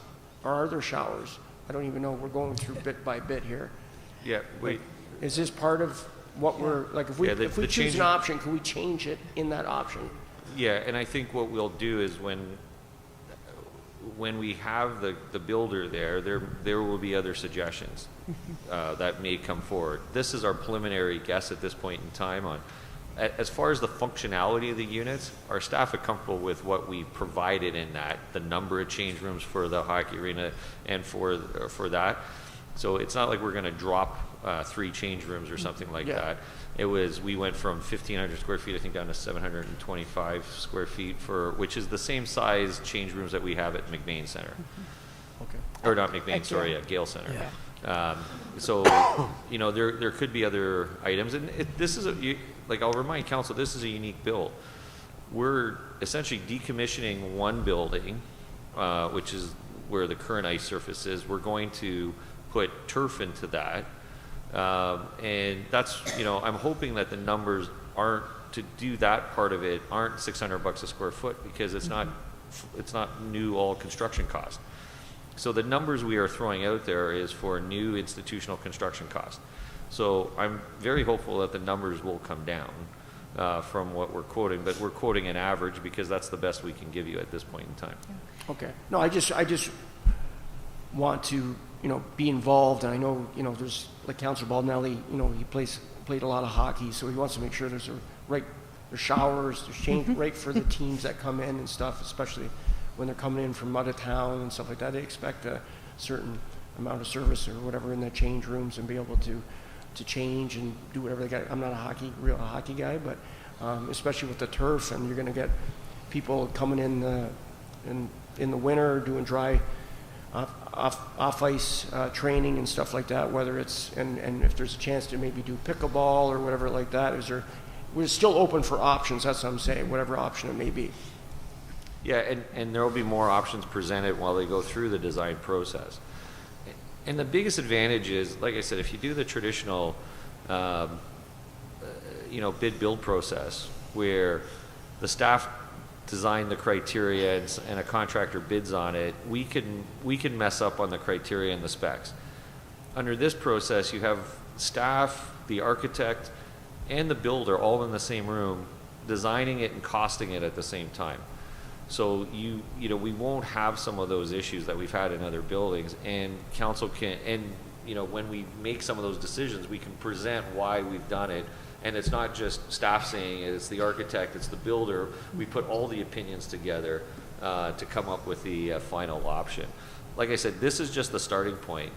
What will come out at the end of it will be different than what you see today. That's the only thing I'll guarantee you. Okay, perfect. Thank you. Okay, I've got Councillor Dabrowski and Newestag. Oh, hold on, just before we do, Ms. Moldenhauer. Thank you so much, through the chair. The other important part of the grant was accessibility. Our current Chipawa Arena is not accessible, so that's a big part of the grant, that it will be accessible, and I think Rob and I can both agree the change rooms will be much better than we have right now with the Chipawa Arena. And to that point, you know, you get now, you know, sledge hockey is a big Yes. thing too, where, you know, you get people that need the room and stuff like that. So that's great. Thank you. Okay, Councillor Dabrowski. Through you, just a question. So whether or not, and what I'm hearing from the CAO is that we're approving an option, but staff will come back to us with 4 updates. At what point, if we were to move option B, for instance, today, at what point through the update process, let's say 6 months down the road, we break ground, and council feels at that point with community input or however the project's looking, are we able to make any changes? Or at what point are we committed to the design, the option, and we get to the point of no return where it's a full project. So just help me understand what exactly is it you're looking for us today, and can we make any changes 3, 6, 12 months down the road? So the team will bring back, once we've engaged the designer and the builder, under the progressive design build, you engage that team. Under a traditional approach, you engage an architect, they design something, they put it out for tender, and the builder bids on it. Under this approach, you engage a builder and an architect at the same time, and working with staff, they come up with the design, and then they will give you the cost estimate on those designs. So before you break ground, you will have the contractor and architect and staff's input on what's being built and what is their best guess at cost with the contractor there. That would be the time, that would be the no-go decision. And with the builder there and with the architect, it's much easier to play with options or to give council options live, because they can say, well, you can do it this way. And I'm not going to disparage anybody, but you know, a designer could think something will work on paper, but the builder may have a different opinion when they go to build it, and frankly, staff may have a different opinion when they go to use it. And that's why this approach puts all three together, so you hopefully get the best answer. And they may give options and say, listen, you could do X, Y, Z, and it's cheaper on the build cost, but more expensive on the long-term operational cost. Or, you know, put this in, it's a little bit more expensive on the upfront cost, but cheaper on your long-term cost. And we can have those discussions and options at that point in time. So, you know, that's really when council will have better information to make that decision. And it will be, you know, for us to go and procure this, design it, and get a builder involved, you're 6-8 months down the road before we have those design meetings. So it will be, you know, mid next year, I think, before we're making those final decisions. Okay, I've got Councillor, excuse me, Councillor Newstag.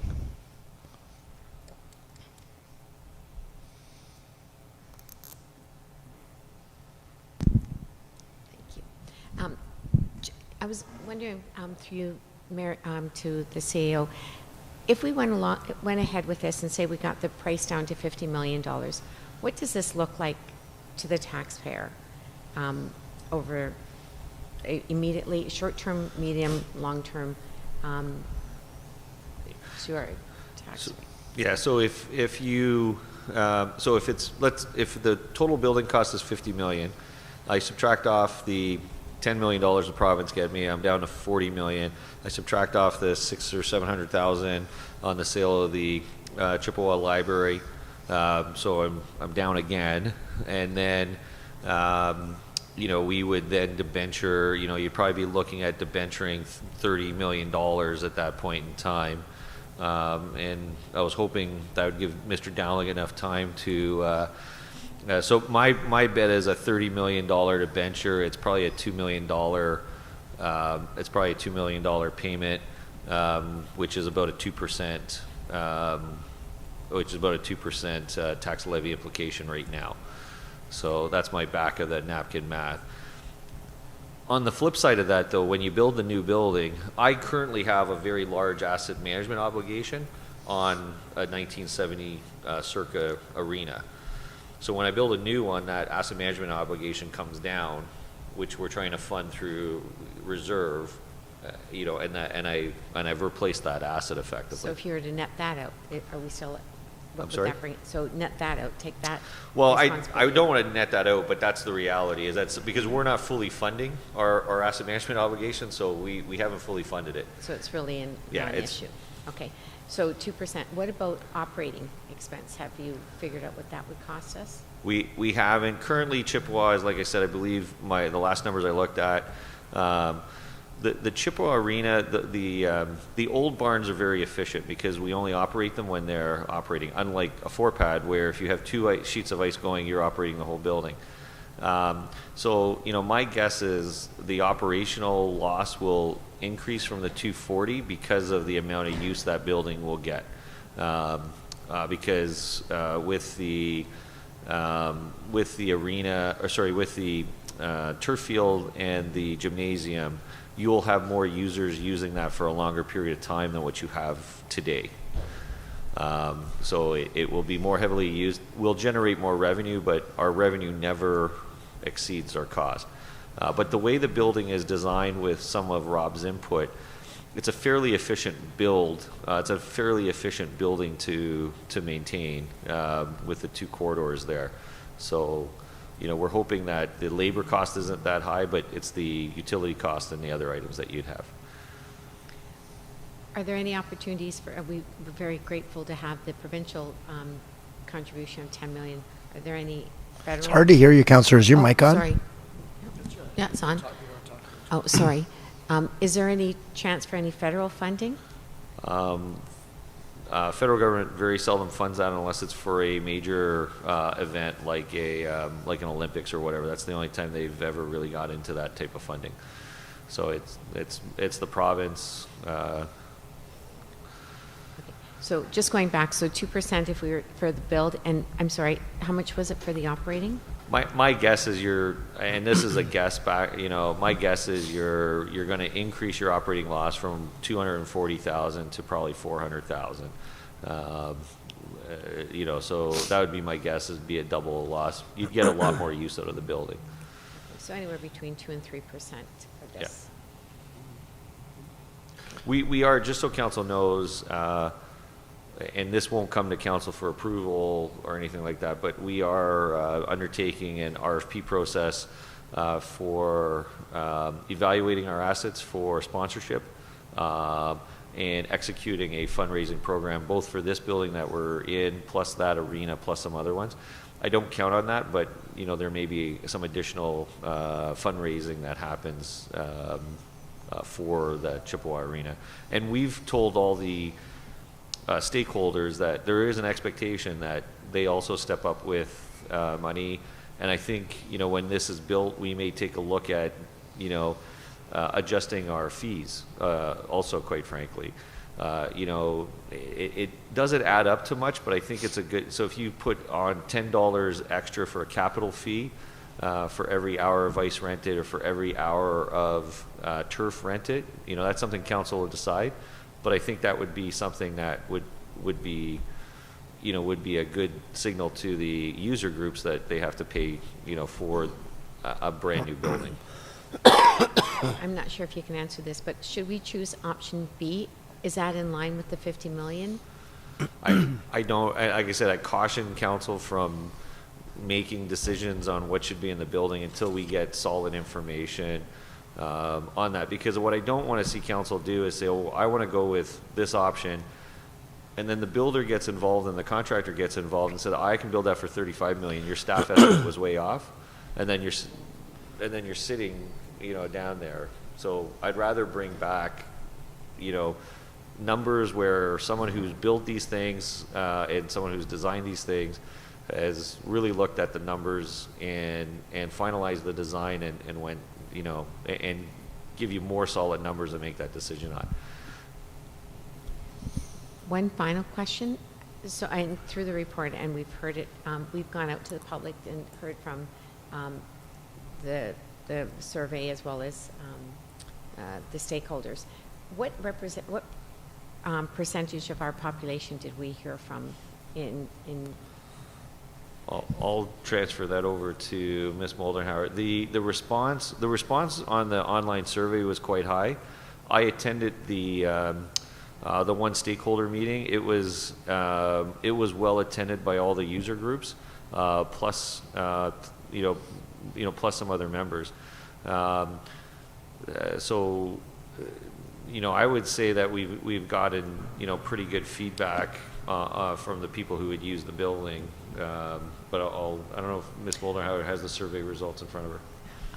Through the chair, I don't have the results in front of me tonight, but I will say we had the 2 open houses when we had at the Chipawa Arena, and we had a great response. We had families come out. We had older adults come out, single adults. Like there was a really good response. A lot of them were Chippewa residents, and they were really excited about the project. And then our second open house was over at the Gale Center. Obviously, we had some of our Gale Center users drop by to find out what was happening. But again, a lot of families and different residents, different ages here in the Falls. Just one final question. Yeah, because we're way over our time. Yeah, way over. Yeah, okay, so we'll move along. Councillor Patel and then Dabrowski. Mr. Mayor, I understand everybody's concerned about the dollar value, and I was the one who said I'm not happy with the $70 million price tag. When we look at the new build facility, we got to look at the need of our community.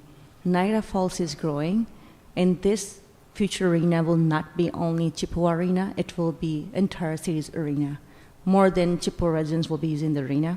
And you're out in the public and I am there, and as you hear this and I do hear this, there is more need than just the hockey arena. There's a need for dry floor space. People are asking about this all the time we are out there. People are traveling to Welland to practice indoor soccer, even practice cricket, play games. Our tax base is changing, and we have to provide facilities that will accommodate all our tax base. So we have to look at the future.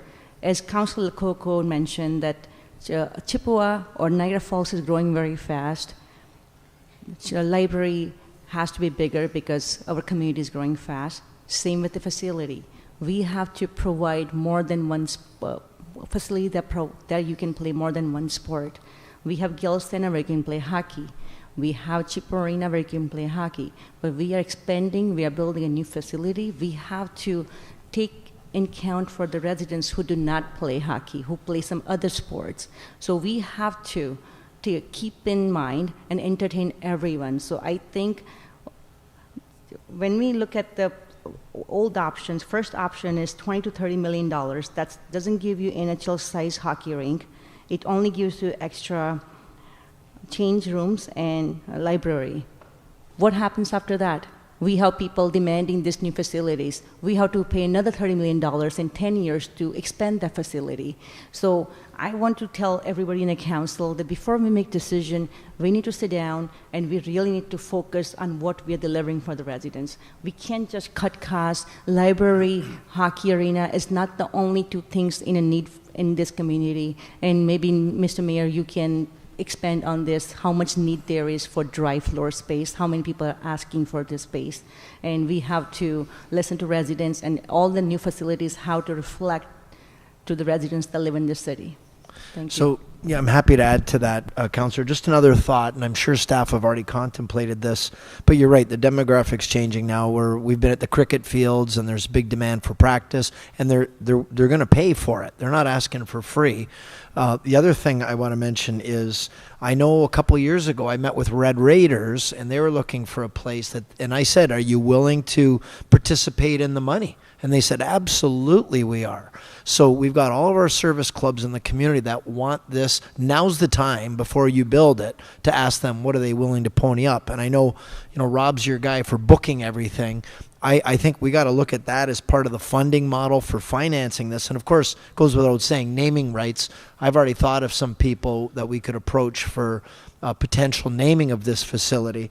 But I wondered if staff could just contemplate and expand on what Councillor Patel said, and when I talked to the cricket people, I said, you've got to invest. If we're going to do this, and they said, absolutely, they don't question that at all. They just said, we need a facility that we can share with lacrosse and soccer and GNBA and the different groups. So I'm just wondering, have we gone to our groups and asked them what they're willing to commit to this? And again, it could be over 30 years, the life of the asset, but similar to the turf fields we put at the soccer clubs, they contributed to them in a significant way. So maybe we can get some feedback from Ms. Moldenhauer. Yeah. Through to the mayor. So at our first meeting at Chippewa Arena, we invited all of our user groups. I think every group that you just mentioned there. And everybody's excited about it. Nobody actually put down in writing how much money that they would be able to fund for this project, but that would be a task that Rob and I would do, was to meet with all the groups and see what they were willing to contribute towards the project. Especially if they know it's going to have an impact on, do we have a gym or not have a Right. gym, right? And how big the turf floor is going to be. So I think it's important that we know exactly. So I can tell you, when I talked to Red Raiders a few years ago, they were so excited when I said, this is on the horizon. We're going to invest in the Chipawa Community Center. And they said, oh, great, we're all in. So now let's find out if they're all in. So that's great. Okay, so thank you for that. I've got, did I have, I'm sorry, Councillor Dabrowski, did I have you? And then I got Councillor Pietrangelo. Just, to make a point, and I can appreciate all the feedback we've received from the residents and the surveys that we've done. And I don't think there's any arguing around the table that there's a need for this facility, but we also have to make decisions today for future residents. So we're growing, our population is growing explosively, I think to 140,000 by 2051. Yep. So those are the type of decisions we have to make now for the future residents who don't even necessarily live here. And to your point, I think that will come. There's the Red Raiders. I know there's kids that are in figure skating that have to drive all the way to Fort Erie because the Gale Center is fully booked up, and flag football at the Young Sportsplex in Welland. They have hundreds and thousands of players that are from Niagara Falls and St. Catharines and Pelham. So I think the opportunities and the revenue potential is enormous, but we need to make a decision today, and we need to get moving on it. I'd be happy to put a motion forward just to get the ball rolling with option B, but definitely something to consider. The user groups will come. There will be buy-in. I believe it, but you have to build it. We have to get to at least to the first step. I think this is now the second or third meeting that we're kind of kicking the can down the road, but I'd be happy to put a motion forward, but I don't think there's any arguing that we need it, and it will get used, and it'll be life-changing for the residents of Chippewa, but people aren't moving to the north end. They're building in the south end, and Lundy's Lane and Chippewa will be the new central Niagara Falls, so it's something we need to get moving on, and definitely let's not look at decreasing the size. The population's growing, the need's there, so that's why I like looking at Well, if you want to put that forward, I had a bunch of hands happy to go make up that motion for option B as outlined. Okay, so we got the motion seconded by Councillor Strange, and then I've got Councillor, okay, well, sorry, I don't know who's, I just saw a hand. Okay, Strange, and we'd like to share it with Councillor Newestay. Again, Strange is a half each clerk. I'm going to go to Councillor Pietrangelo, and then to speak to the motion, I've got Councillor Newestay and Councillor Lococo. Yeah, thanks, Your Worship. And I can't hear you. Oh, sorry. Okay.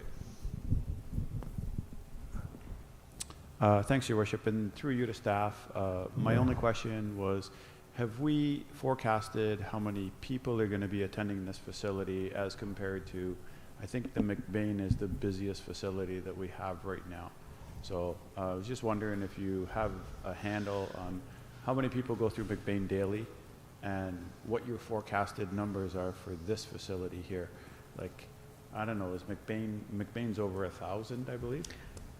Yes, through to the chair. McBain is a busy facility, as Gale is as well. With McBain, it's the aquatics, to be honest, with a number of families that are coming there for swimming lessons. The older adults too, because we're very busy there in the mornings and the afternoons. We haven't forecasted yet for the Chippewa facility because, again, we're still defining what features will be there, but not only the sports group. So when we talk about the multi-purpose rooms and the gymnasium and working with the library, we do want to have like older adult programming that would be there during the day, preschool programming there during the day. So it will be similar to like a mini McBain. We just won't have the aquatics component of it. Okay, so do we have any numbers, like in terms of how many people go through McBain daily?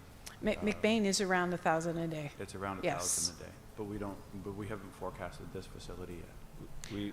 We will once we define what's going to go in it. I did some rough calculation on total rentals.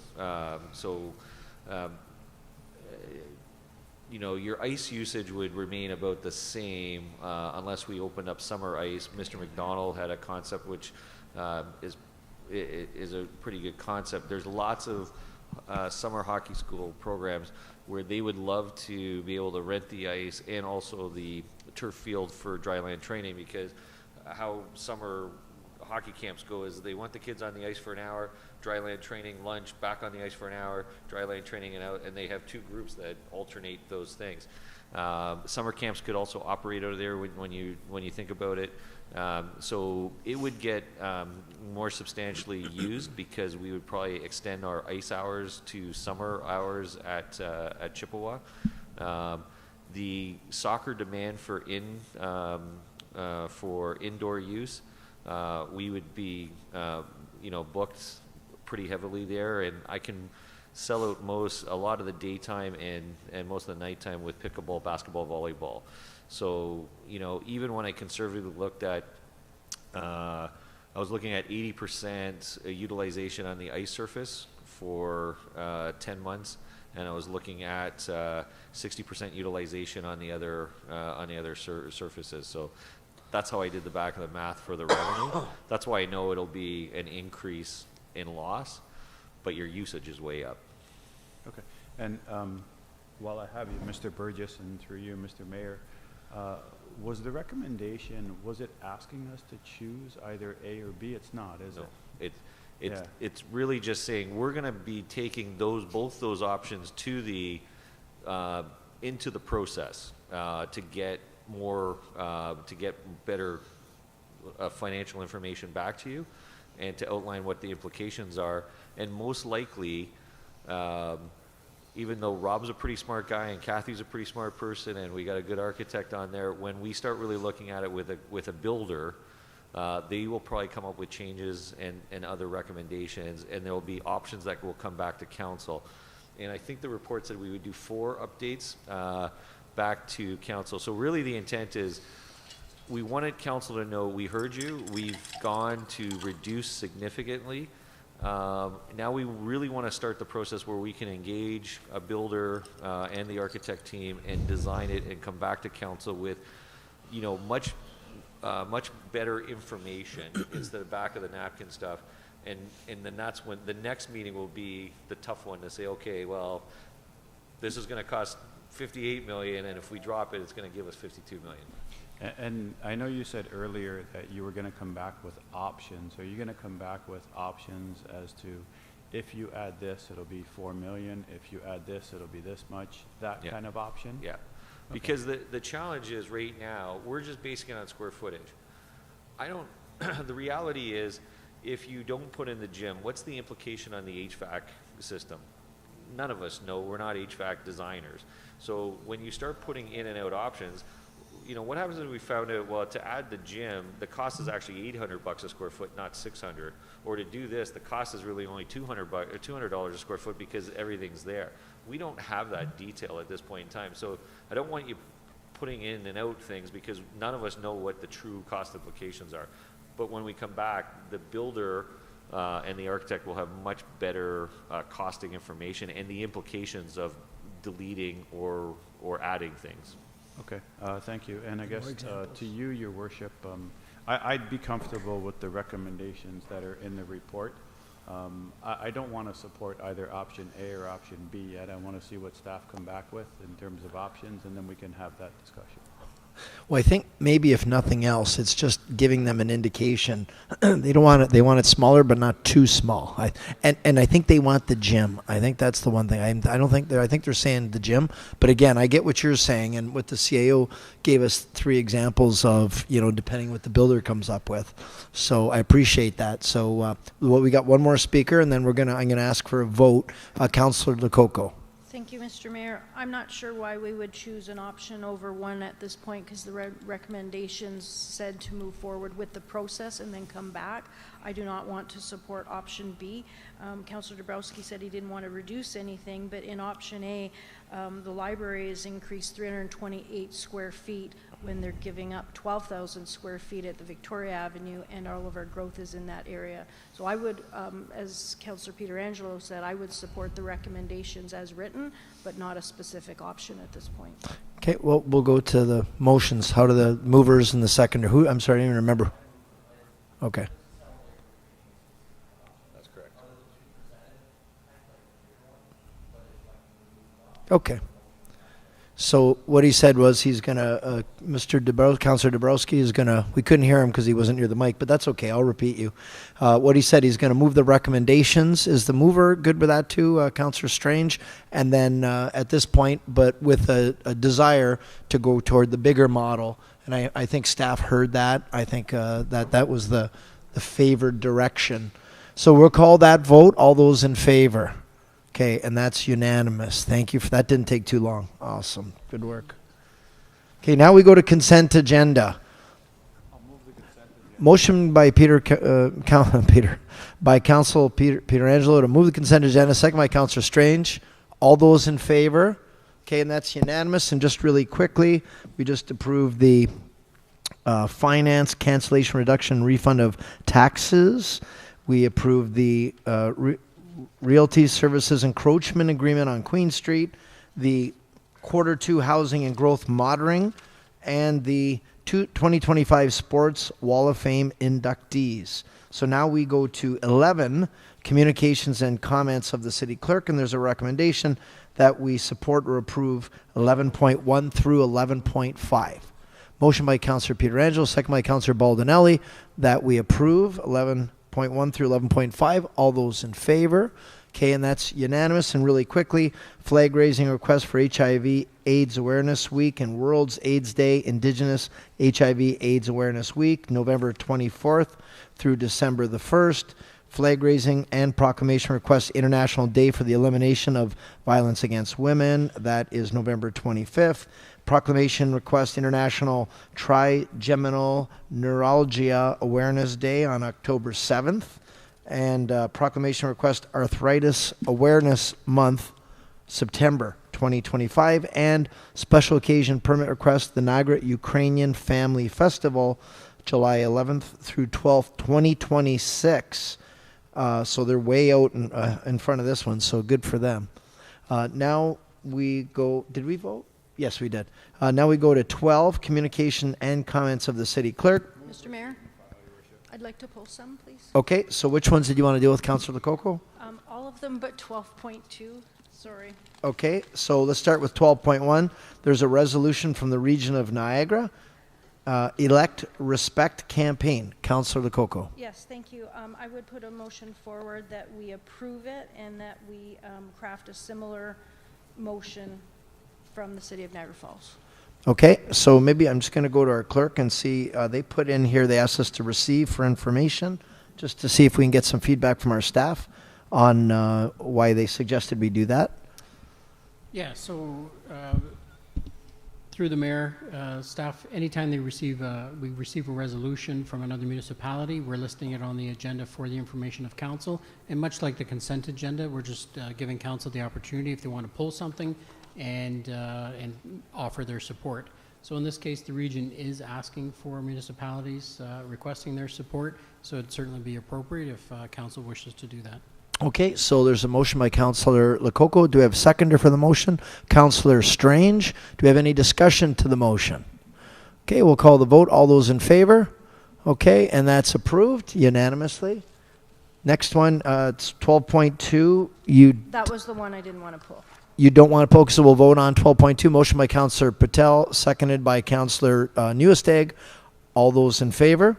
And that's just the receiving of correspondence from the Niagara region. Then 12.3 is a resolution from the City of Kingston regarding heritage property insurance rates. Yes, thank you very much. I would like to put a motion to approve this one as well and put our own motion. When I heard about the insurance, I've heard this in the last couple of meetings, and then I saw this motion. I didn't realize that insurance is increasing when there's a heritage designation. So this motion is investigating why are they raising the insurance to bring regulations and the industry together to find a resolution to this. Yeah, I'll be honest, when I read that, I wasn't too surprised because heritage designation is very expensive, and to replace windows that are heritage windows are a lot more expensive. I know at the Parks Commission, we can only do bits and pieces because of the high price, and that's why a lot of people can't afford to own a heritage house. And I think that's why your insurance, I'm not surprised, but I mean, I think that's a nefarious resolution to ask the province to look into it. Investigate it, yes. Yeah, so motion by Councillor Patel, Councillor Lococo, sorry. Do we have a seconder to the motion? Councillor Patel. Did I subliminally get you to do that somehow? Okay. Is there any discussion to the motion? Okay, we'll call the vote. All those in favor? Okay, and that's approved unanimously. 12.4 is a resolution, Town of Grimsby, opposition to Bill 5, Protect Ontario by Unleashing Our Economy Act 2025. Councillor Lococo? Thank you, Mr. Mayor. I want to approve this and craft one from the City of Niagara Falls. Bill 5 has a lot of challenging changes in it, and it affects our residents, it affects our municipality, it affects our environment, it affects climate change, it affects a lot of things, and I'd like to put it forward that we oppose it as well. Okay, there's a motion by Councillor Lococo. Is there a second to the motion?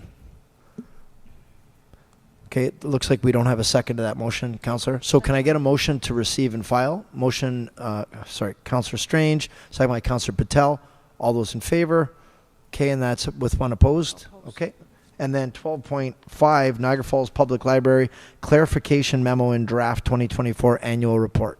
Councillor Lococo? That was sort of discussed in the other one, but I would really like council to pay attention to the differences in there. It's also stated in another meeting that we can't just change which is in the development study. We've talked about that. As the suggestion of council, the library is leasing 12,000 square feet to bring in more revenue. The library would be fundraising. I just wanted to bring that forward again. So that was all. Okay, so you want to make a motion to receive that, Councillor? Motion by Councillor Lococo to receive that report, second by Councillor Strange. All those in favor? Opposed? No? Okay. That's approved. 13.1, we have correspondence from resident Mary Lawlisich. Okay, motion by Councillor Pietrangelo, second by Councillor Newesteg that we refer to staff. All those in favor? Okay, and that's approved. Thank you to our library people. Thank you for coming out. You endured it. Good for you. Next is, I don't know why they're leaving. The CAO had a few more examples he wanted to share with us about things. Ratification of in-camera. Mr. Clerk, do we have any ratification items? There is no ratification. It's just simply that Council had an education session earlier this afternoon in camera, and a couple other matters that they just received for information and direction. No ratification. All right, thank you for that. And now we are at motions for consideration. We don't have any motions for consideration, Mr. Clerk? No. Okay, and notice of motion. Is there any notice of motion? Seeing none, great. New business. Do we have some new business? Councillor Lococo. Thank you, Mr. Mayor. Just something quick. I know that you touched on the wastewater treatment, the wastewater grant that was given. 94 million. I was wondering if you can just expand a little bit on it, what that means for Niagara Falls, the new wastewater treatment, what it means for the Chipawa and Stanley Avenue, if you can expand on that. We'll probably do even better. We've got this engineer in the house here, Mr. Nickel, who can do a better job. I know that a big chunk of it, I think 51 million was for irrigation, which will help, Niagara Lake and Lincoln with all the agriculture, and a big chunk for wastewater plumbing, but I'll get the expert to talk about it because he did apply for it. Mr. Nickel? Yeah, thank you, Mr. Mayor. Through you to the councillor, the city put an application in for the Housing Enabling Water Systems Fund. We put in 2 applications. We were unsuccessful in the first application, and we were successful on the second application. The announcement that the minister came down didn't exclusively include that project details, so I'm not going to go into all the project details, but it's a significant sewer infrastructure that's part of our growth plan in the South Stanley Avenue district, and so it includes some twinning of sewers, both storm and sanitary sewers, to allow for increase in housing and particularly some intensification in areas that didn't have that opportunity before those sewers would be installed. Great, thank you very much. I just want to clarify that it's not for the South Niagara wastewater treatment plant. Yeah, I wish it was, but it's not. So we're still working on that one, councillors, you know. Any other new business? Councillor Pietrangelo? You don't have any new business? No. Oh, okay. Wow. Okay, I'm buying a lottery ticket tonight. All right, let's go to the bylaws. First, second, and third. Motion by Councillor Pietrangelo, second by Councillor Strange to give a bylaws a first, second, and third reading. All those in favor? Okay, and that's approved. Motion for adjournment, Councillor Patel, second by Councillor Baldinelli. All those in favor? We are adjourned, 8:05. Thank you.